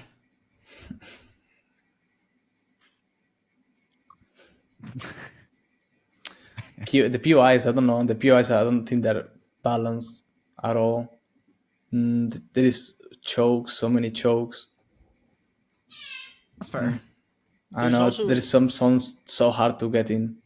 It's so which POI? What would you put as like your top 3 POIs that are like too OP? I don't even know the name, to be fair. The one that is so big in the middle of the map. The one in the middle? Yeah, quarantine zone. That one is like you can sit there for 5 years, cut everyone rotation, and just play like a random game. And also you have like, if I don't remember wrong, you have like 2 consoles kind of because of the tunnel beside it, and I don't know what POIs as well. OP POIs, I don't think there is much, but they're not compensated. You have like the one near I don't know the names. I'm so bad at it. The one on north near. Dry Gulch. Not Dry Gulch. She's it's I know which one he's talking about. I just need to. It's like a I also no-name. suck- It's just a no-name, but it's actually a POI. It has like 4 houses and 20 beans. Oh, then maybe I'm not. I don't know which one we're talking about. The here. one that has a seaplane towards the Asmat Tunnel, I think it's called, or something like that. Yeah, not hazmat for cliffside, like that one, or Oh, yeah, stasis array. Yeah. Cliffside stasis. Those are like central though. Like there's Alpha Base, which is like far north. And then one of the ones that a lot of people like is Breaker Wharf, but that's actually a named POI. Mm, The one that's like more of like a no name, it is named though, but that's Cliffside. It's, like, yeah, is that small. one? Yeah, it's, that like, one. really small, Like right next to those the market. POIs makes no sense at all. Yeah, like you have no Yeah. loot on those Yeah. POIs. Yeah, with POI draft, it's interesting because like I know they're trying to avoid dividing up, like with most POIs that had 2 drops, they got rid of them. Like the Lava Siphon doesn't have that anymore. Clima doesn't have it anymore. But I feel like you can't have Quarantine Zone with just 1. Like that needs to be split by 2. Because if not, like you said, like people are just gonna sit there way too long. They get way too much loot. It's juiced, and they can rotate whenever because they have access to the zip line. So it's gonna be interesting once we find out what the POI draft looks like, because that's the one thing I'm not sure of right now. When we saw it at both EWC and even in BLGS, like it wasn't POI draft, so people would, you have contests, you have people not going certain POIs because they don't want to contest the team there, so it plays out so much different than like what we'll see once a POI draft is there. So I think that's gonna be like the big thing. I want to say it, but I don't think the map is that much ready. Yeah. I The look. big POI in the middle is crazy. Yeah, Quarantine is crazy. I have the map now. Cliffside is shit. Asmat is shit. Solar Pods is probably the worst one. I think it's like an extra PI for Foundry. There's so much open space below Estasis Array and Terraformer between that. There's so much space for nothing. Yeah, they're not really balanced. Yeah, I don't think there is any balance. There is like maybe playable POIs, 13 POIs, 14 POIs. The rest are awful. Yeah, it's gonna be weird to see that map enter the rotation, but that wasn't the only change that's coming to ALGS in year 5. Apparently, looks like there's going to be some sort of legend ban system that they mentioned on the broadcast on finals. I don't know the full details of that at this point. I think they're still working out and they're trying to like hone it in, or maybe they already have it and they just haven't released the full thing yet. But as far as in your opinion, do you think that that's going to be healthy for ALGS moving forward, or do you think it's kind of better to have the system that we've had over the last number of years? I think it's gonna be good. Maybe kind of a fiesta because people will make many different things.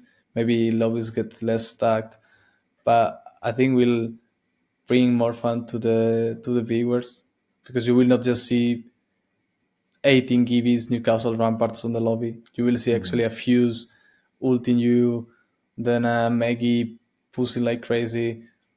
I think it's gonna be good. It will just give more how to say diversity. Yeah. To the game. I think it's good. I'm just making sure. Okay, so it is announced how it will work. Yeah, so it's just like, I just wanted to make sure because I thought I knew how it worked. But I'm like, I don't want to leak anything. But like, yeah, so it's announced. So like, they're just gonna ban basically whoever the most used legend is per game, and then after, if a legend from an entire class category, like so if every single support legend gets banned, the first one that was banned comes back up available. But yeah, so like still, but it's like, yeah, whoever the most used character. So if Gibby is used 99% of the time in the first game, Gibby's out the next game. And that's going to really mix it up. That's what I thought was interesting, because it's like other games do legend bans where like the teams pick who they want to ban. But like the reason I'm assuming, and I'm pretty confident that they're doing this, is because realistically the roster's so big, like the teams could just band together and be like, okay, let's all just ban fucking ballistic, because they know no one's going to play ballistic. Right. Yeah. Whereas like now this is going to like force teams to be a little bit creative, because like imagine we had this was a 9-game match point final. We had 10 in Germany and 13 at EWC. Imagine like that many legends being banned going deep into match point final. Gonna be kind of crazy. The what was EWC? 13? 13.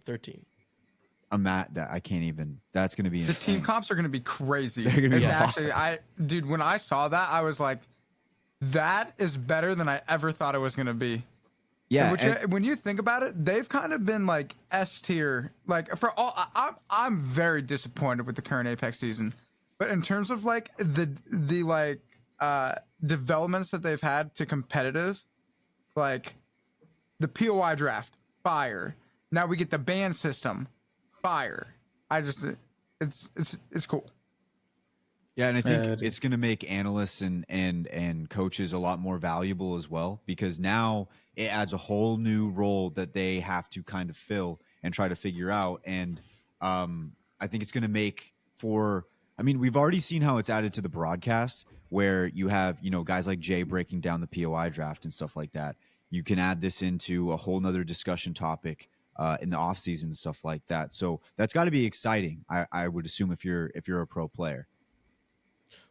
Well, I and maybe you can even attest to this. I think some pro players are worried though, because they like being. There's some pros that like they obviously are comfortable in certain metas, and they're comfortable on certain, like just 3 characters running that, and they have comfort picks, or not even just comfort picks. They, what would the word be? Like almost like a comfort comp. And like once that moves away and they have to be flexible, I think it's going to expose a lot of pro players that can't make those changes, and teams that can't make those changes. Like there's some teams that run specific comps even outside of the meta, and now they're going to be forced not to potentially. Yeah, so, I mean, people will need to start being flexible. Yeah, I think that will help a lot to the team. And yeah, I mean, it's how it should be. It shouldn't be like, oh, I just played 2 characters, but always one of them will be meta, so I'm fine. That shouldn't be like that. You should be able to play, maybe not all of them, but most of them. Yeah. So we just got a few more questions here. We really appreciate your time, and it's been awesome, and it's great to have you on.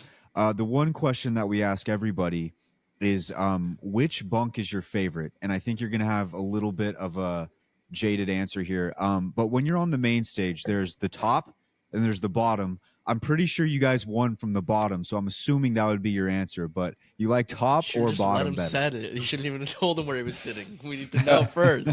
To be fair, I wanted to sit at top. Okay. Yeah, because we did group stage at top and was actually good. But yeah, they just wanted to stay on bottom, so we were closer to the bathroom and stuff. Yeah, there you go. But there was not like much pride of where to sit. You guys were in that third bunk from the right. Like it went 1, 2, 3, right? You're in the third one. Interesting. I mean, I do need to let you know that I did play in the show match, and I did win a game from that bunk literally 2 days before you guys won finals. So I don't know. It might have been because I played from there. It might have been because I played from there. Not only won a game, I came second, and like I had no business coming second in that fucking show match. But so could be that. Could be that. In fact, actually, our bunk, we were technically on a team, but like the 3 guys that were in that bunk, we won 3 out of 4 games. So yeah, I think it was just booth 3. I think you need to always get booth 3. I think you need to focus on booth 3 in the future. That's what we're getting to. Yeah, 100%. I noticed that honestly right now. I noticed that because as we were talking about Hierarcha post game and everything like that, you guys had like fire celebration. We talk about championship celebrations on this, and I've never seen 3 guys so happy, I feel like, for winning a LAN. I don't know. And I loved freaking Hierarcha getting up on the desk for the actual final game. Love that shit. So Yarka, I thought he was gonna have a heart attack. He was jumping all over the place. He did collapse. Like, He right collapsed. after that, he just laid on the floor after all of a sudden. Yeah, it was beautiful to watch. It was beautiful. I call that championship celebrations right there. That's what I like to see. I love to see it. But I guess I kind of just have one final question before I'll throw it on down to E, and that is, I don't know. I've never asked. I feel like I've had plenty of opportunities to ask. When you win, do you get your own trophy? Do you get your own individual trophy? No, I mean not. I think they only gave trophy on the online championship when there was COVID. Now you get just the medal. Okay. Yeah, I was wondering. I was just wondering. Yeah, I don't know. I think you only get the medal And the sick jacket. Also. yeah, jacket and the chair. Jacket with gas. I actually think the jacket is a cool idea because, like, a lot of sports, they try to do something. The jacket is pretty sick. You know, it's very golf-esque. Oh, and the chairs. Oh, when do you guys get your chairs? I don't know. I'm asking myself the same. I wanna. I hate like after. It's gonna be such a flex. Yeah, but it's like it's so good. Those chairs are so nice. And I came back home sitting on this one. I'm like, you're just please bring me back. Plus, give like me that chair, baby. The exclusive Herman Millers with the sakura flowers on it. That's what I was talking about with Izadon. They were like, those fucking chairs, bro. That was hype. Yeah. You want to hit him with it? Yeah. So, Uxako, my last question, and the question that we ask everybody who comes on, because everybody who comes on is performing in the top 1% of the field that they've chosen, and you certainly fit the bill for that. What is one thing that you've learned along the journey from like where you started out to where you are now that somebody could take regardless of the field that they're pursuing and apply to help them reach that top 1%? I would just say for you to focus on yourself, ignore all the haters, and if you really want it, grind it, have autocriticism, or whatever is called that word, I don't know how to say. It's better you give up after trying than don't even try. You will have that thorn on your chest all your life. So just go for it. You have nothing to lose. All right, so follow up to blocking out the haters. I'm assuming, is that what you and Hierarcha have done post your win? Because, like, apparently if you're not Alliance or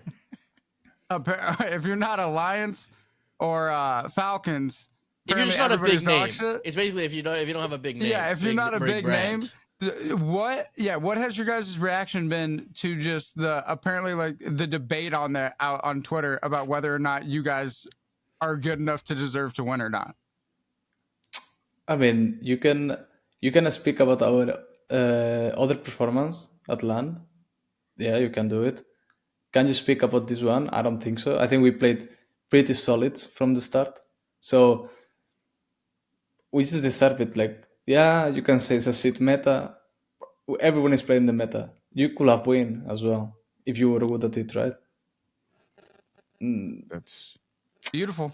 That's so real. If you want me to just go focus. off on the numbers, like I said, you guys won the second most games at the LAN. People want to say it's the meta. Anyone could have won. You clearly showed consistency on the LAN, actually closing it out. Top 10 in groups. You guys went through winners. You didn't go through losers. You know, and then like you had, what was it, second most points overall, or how much points overall? Was it fifth actually? Regardless of the fact you guys are top 5 there, I don't think that's anyone should be saying that's not deserving of a match point win. That's the format, and you guys did it. So the boys were balling. Yeah, if that's no contest.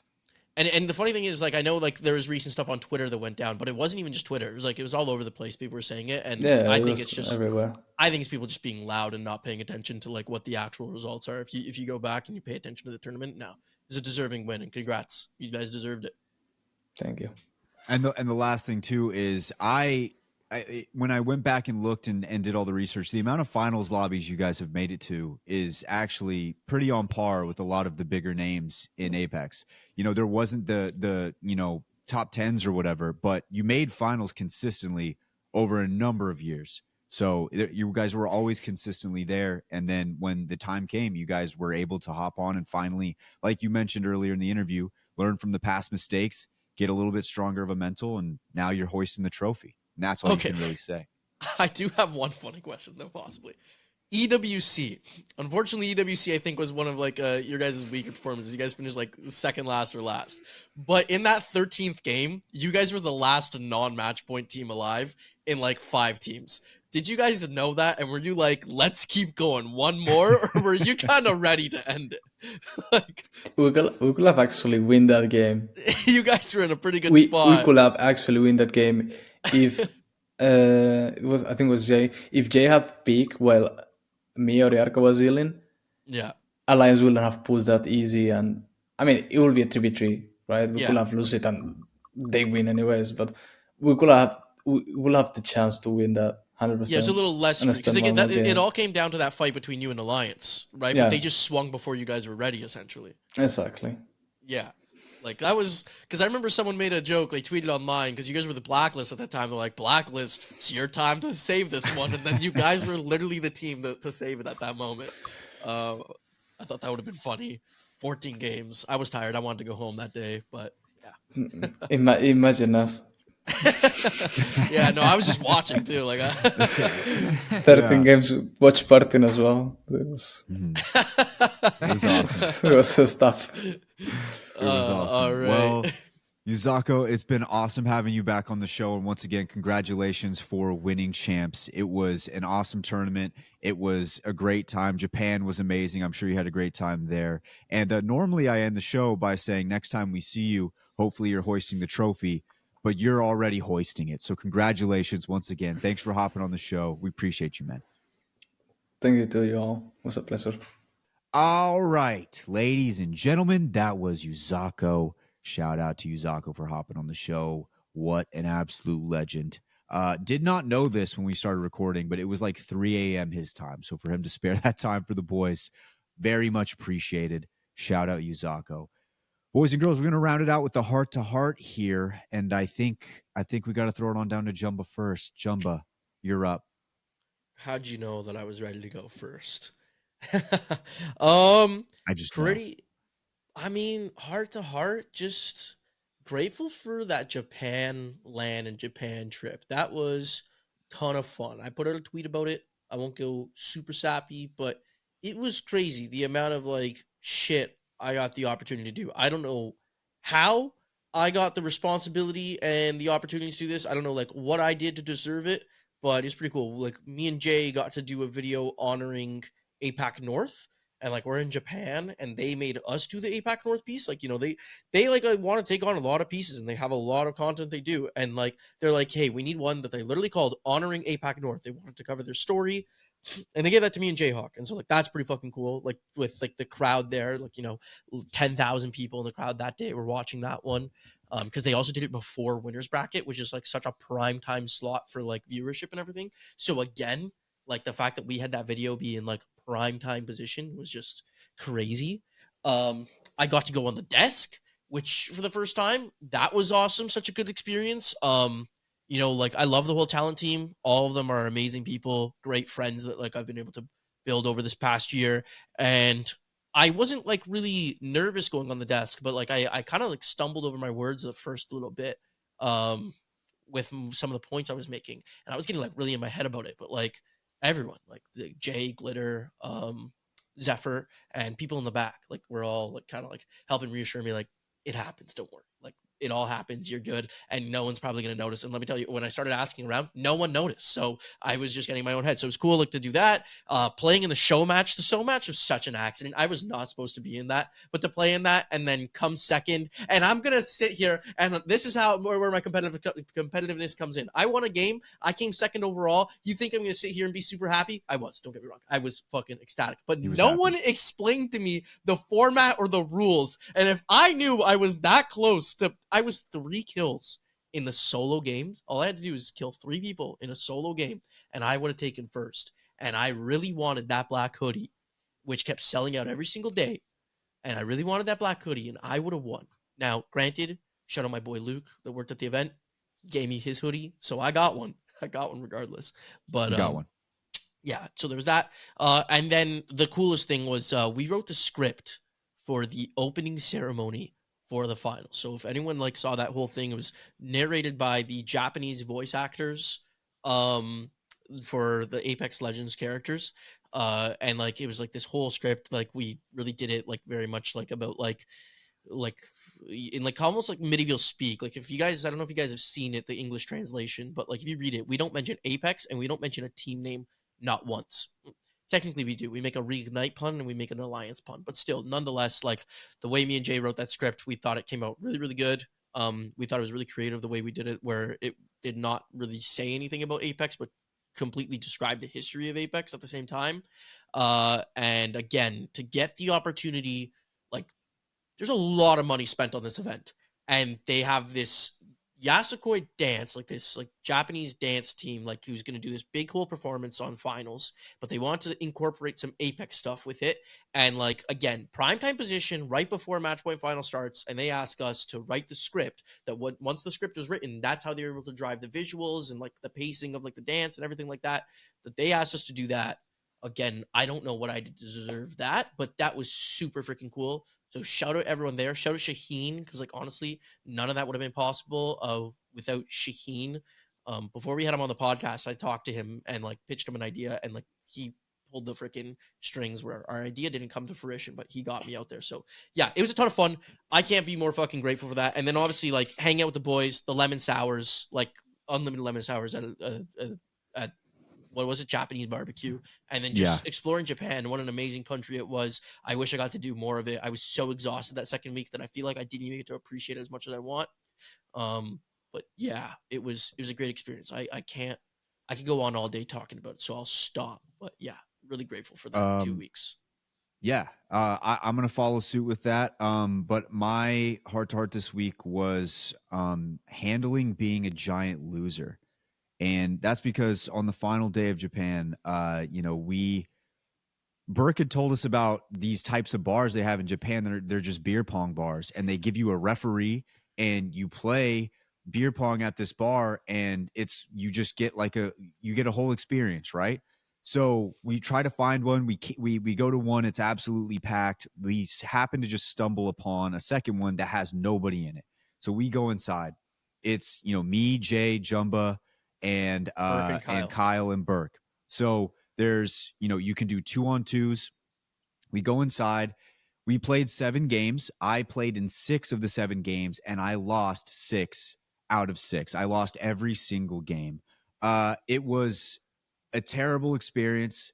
I went in there pretty stone cold sober. I don't remember the drive home.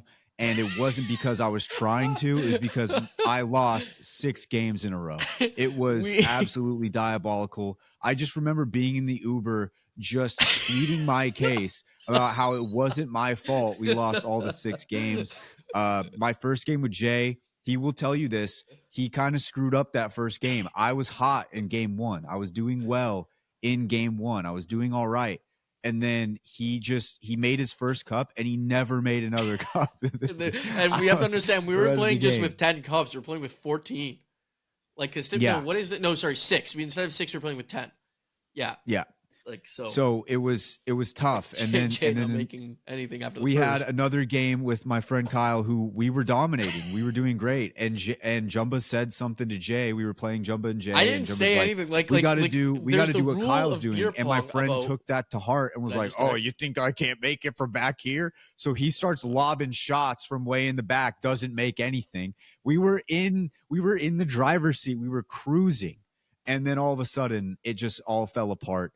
And I lost every single game. So handling being a loser is my heart to heart this week. I had a post-game press conference after losing all 6 games. Got into a screaming match with Jay and Kyle inside the Uber on the way back because I was trying to be like, it wasn't me. It was you two in those 2 games. Ultimately, I was on all the teams. I lost all the games. So don't fail to mention it was that tough. You bounce back. Don't fail to mention that in Wyatt losing every game, I played in 6 of the 7 games, and I won. I won every game. I won every single game. But I still left that place feeling a bit like a loser because we split the bills and you have to pay for the giant funnel of beer that you play the beer pong with every single time. And so we all played equal, but by me winning every game, I didn't drink shit. I fucking took like some shots of beer here and there and I didn't drink shit. Wyatt, I paid for Wyatt to drink 6 fucking beers. Like, this shit was bullshit. And like, I guarantee you I had more than my fair share. I had he more walked than my out of the fill. place and he looks at me. I didn't know how drunk you were at this point, but he looks at me and he's like, man, I came here. I said I wasn't going to get hammered. I'm fucking hammered. What the hell, man? I'm fucking hammered. Yeah. And he's like, and it wasn't even me trying to. Yeah, I was so tired. I was so exhausted that I got on the Uber. There's a picture of it. I just immediately passed out. I was so, like, again, not drunk, just tired. So I fell asleep. So I missed the screaming match that happened. But I was told about it extensively. He was really hurt about his pride and that, like, yeah, he lost this beer pong match. That Uber will never pick up Americans ever again. Americans Is that, you guys Canadians. are that bad?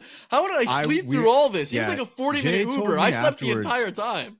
Jay told me afterwards, he was like, yeah, like at first I thought it was funny. And he was like, you were just getting progressively louder.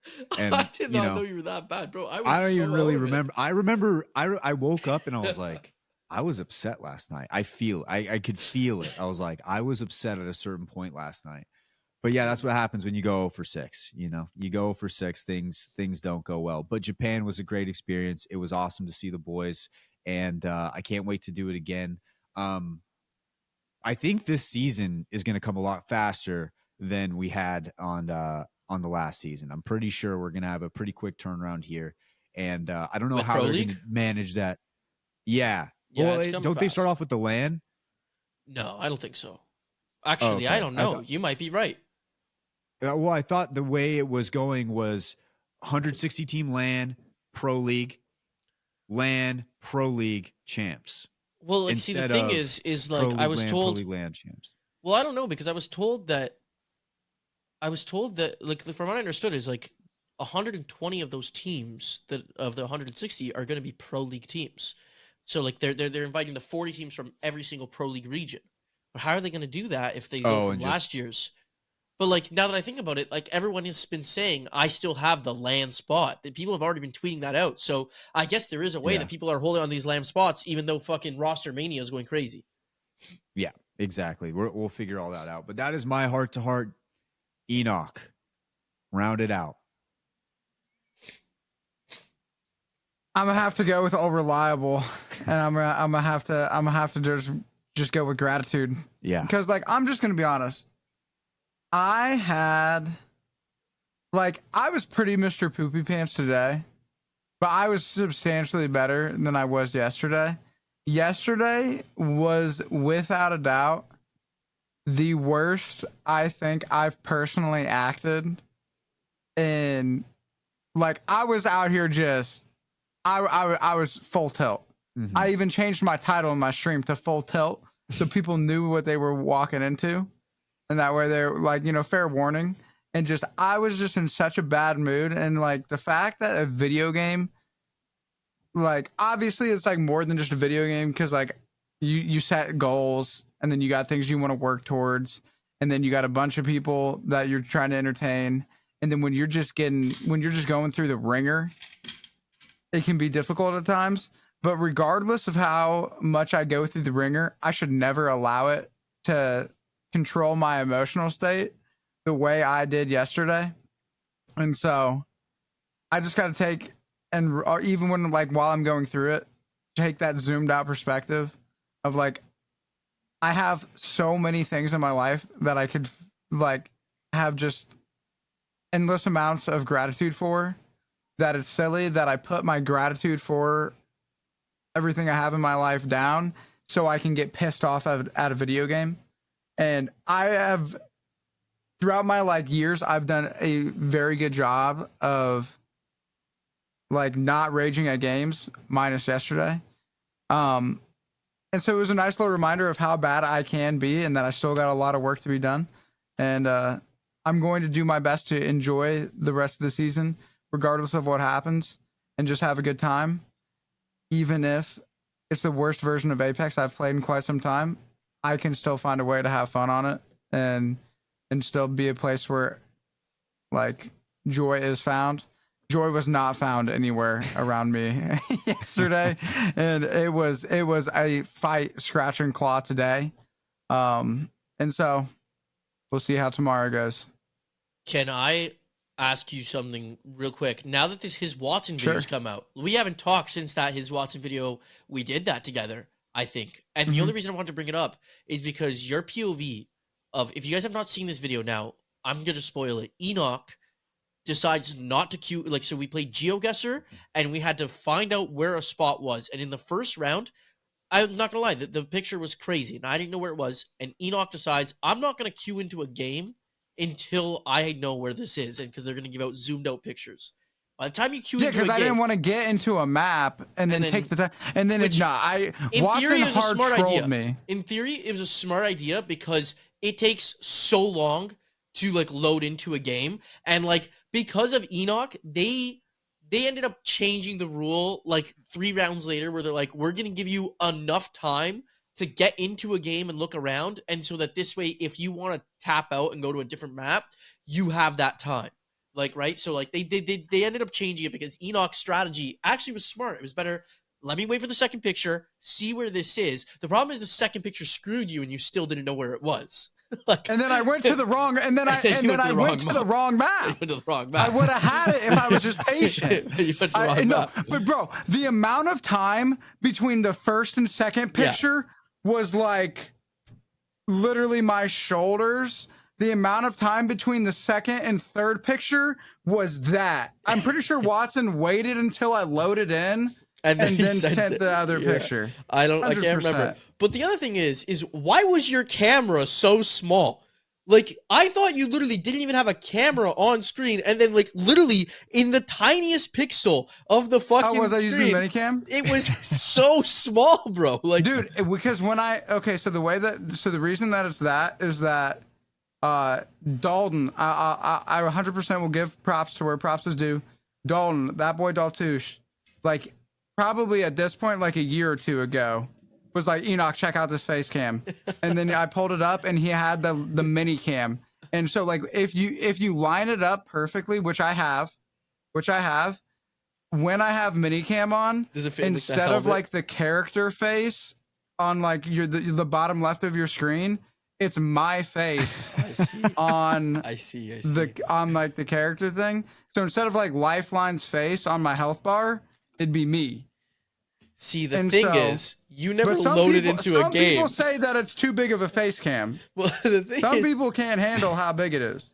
The thing is, so I've heard. You never loaded into a game, so we actually never got to see the face get on the characters, get onto the character's model. So when I'm seeing this, like through the YouTube video, I'm just like, why is Enoch's camera so damn small? It would have been so funny if we could have at least seen why it happened. Yeah. That's so good. That's so funny. There we go. I loved it. I told myself I just didn't want to be last in that challenge. And then I fucking laughed so hard when like you didn't even load into the game. I was like, what? Dude, I was on my way before it was too late. But do you know how many people right after that? So many people were sitting there going, wait, that was a really smart idea. That was a really smart idea. And then I think a lot of people tried it for the second game. And I'm not going to lie, I was kind of like, why are so many people trying this? He lost. See, it was a good idea, exceptionally poorly implemented by me. Yeah, during that first one. And because the first round was like a test round. Like I'm telling you, if we had the rules that we went into like round 4 and round 5 with, and you played that strategy, I think you could have like made it work because they started giving us enough time. Yeah, dude, I had no clue when on that first picture. I had literally zero idea. No, not even a remote chance. So I am like, I didn't want to go out first. I wanted to get my screen time, so I kind of sweated out. When I heard I was doing GeoGuessr, I went and I watched a bunch of GeoGuessr videos, like Apex GeoGuessr videos of people doing the same challenge, and then I had like that one I didn't see in any of them, but basically when I'd seen Titanfall, the only thing I could have like thought of was either Monument, because like Titanfall would be in Monument for some reason, or in Big Mod, like because like there's some of the bulletin boards, and the bulletin boards in Big Mod have pictures on them. I was like, maybe it's a picture on a bulletin board in Big Mod. Like if those two hypotheses didn't work out, I was fucked. I had no idea where I was going till the final one. I clutched out. I was like, shit, this is Big Mod. Kept going for it. I will say, we were sitting with a couple of coaches at LAN. It was like Liuk, I believe Koljin. I never properly introduced myself to him, unfortunately, so I'm just gonna say it was Koljin. Liuk, Koljin, Privacy. There's one other person, then Raven came like halfway through, and it was Jayhawk. And then like they were talking about Apex GeoGuessr, and Liuk, who's the coach for GG, was basically saying like, I'm the best. No one would ever beat me. I'm so good at it. And I was like, well, let me pull up these pictures and show you guys and see if you guys can guess where they are. And it was so funny. They're like, I have no fucking idea where any of these are. These are the hardest things I've ever seen in my life. So I was like, right? They were pretty fucking hard. They did a good job. Yeah. See, yeah. My mind, I honestly, I was low-key stoked to get out first, because I was like, if you're not, like, you either want to win, but like, who watches all the way to the end of like a long YouTube video? Not the majority of people who are watching it. But so I was like, going out first, I got maximum output for the minimal input, and True. I was making sure that I was like trying to be as entertaining as possible, because like if somebody is only going to watch like 5 to 10 minutes of that video, I should have been the most stand out. And because like you're going to remember who won, the game, and you're also going to remember who lost. You're going to remember who went out first and who didn't even try joining a game. Like, trust me. You had like one of the funniest things I think you said something along the lines of, if someone knows what this is immediately, they're a nerd. And it cuts to Moreover going, oh, this is Monument. That's funny. I said something similar too, but the way they cut it for like you to Moreover was perfect. Like the way that's fire. That's fire. Yeah.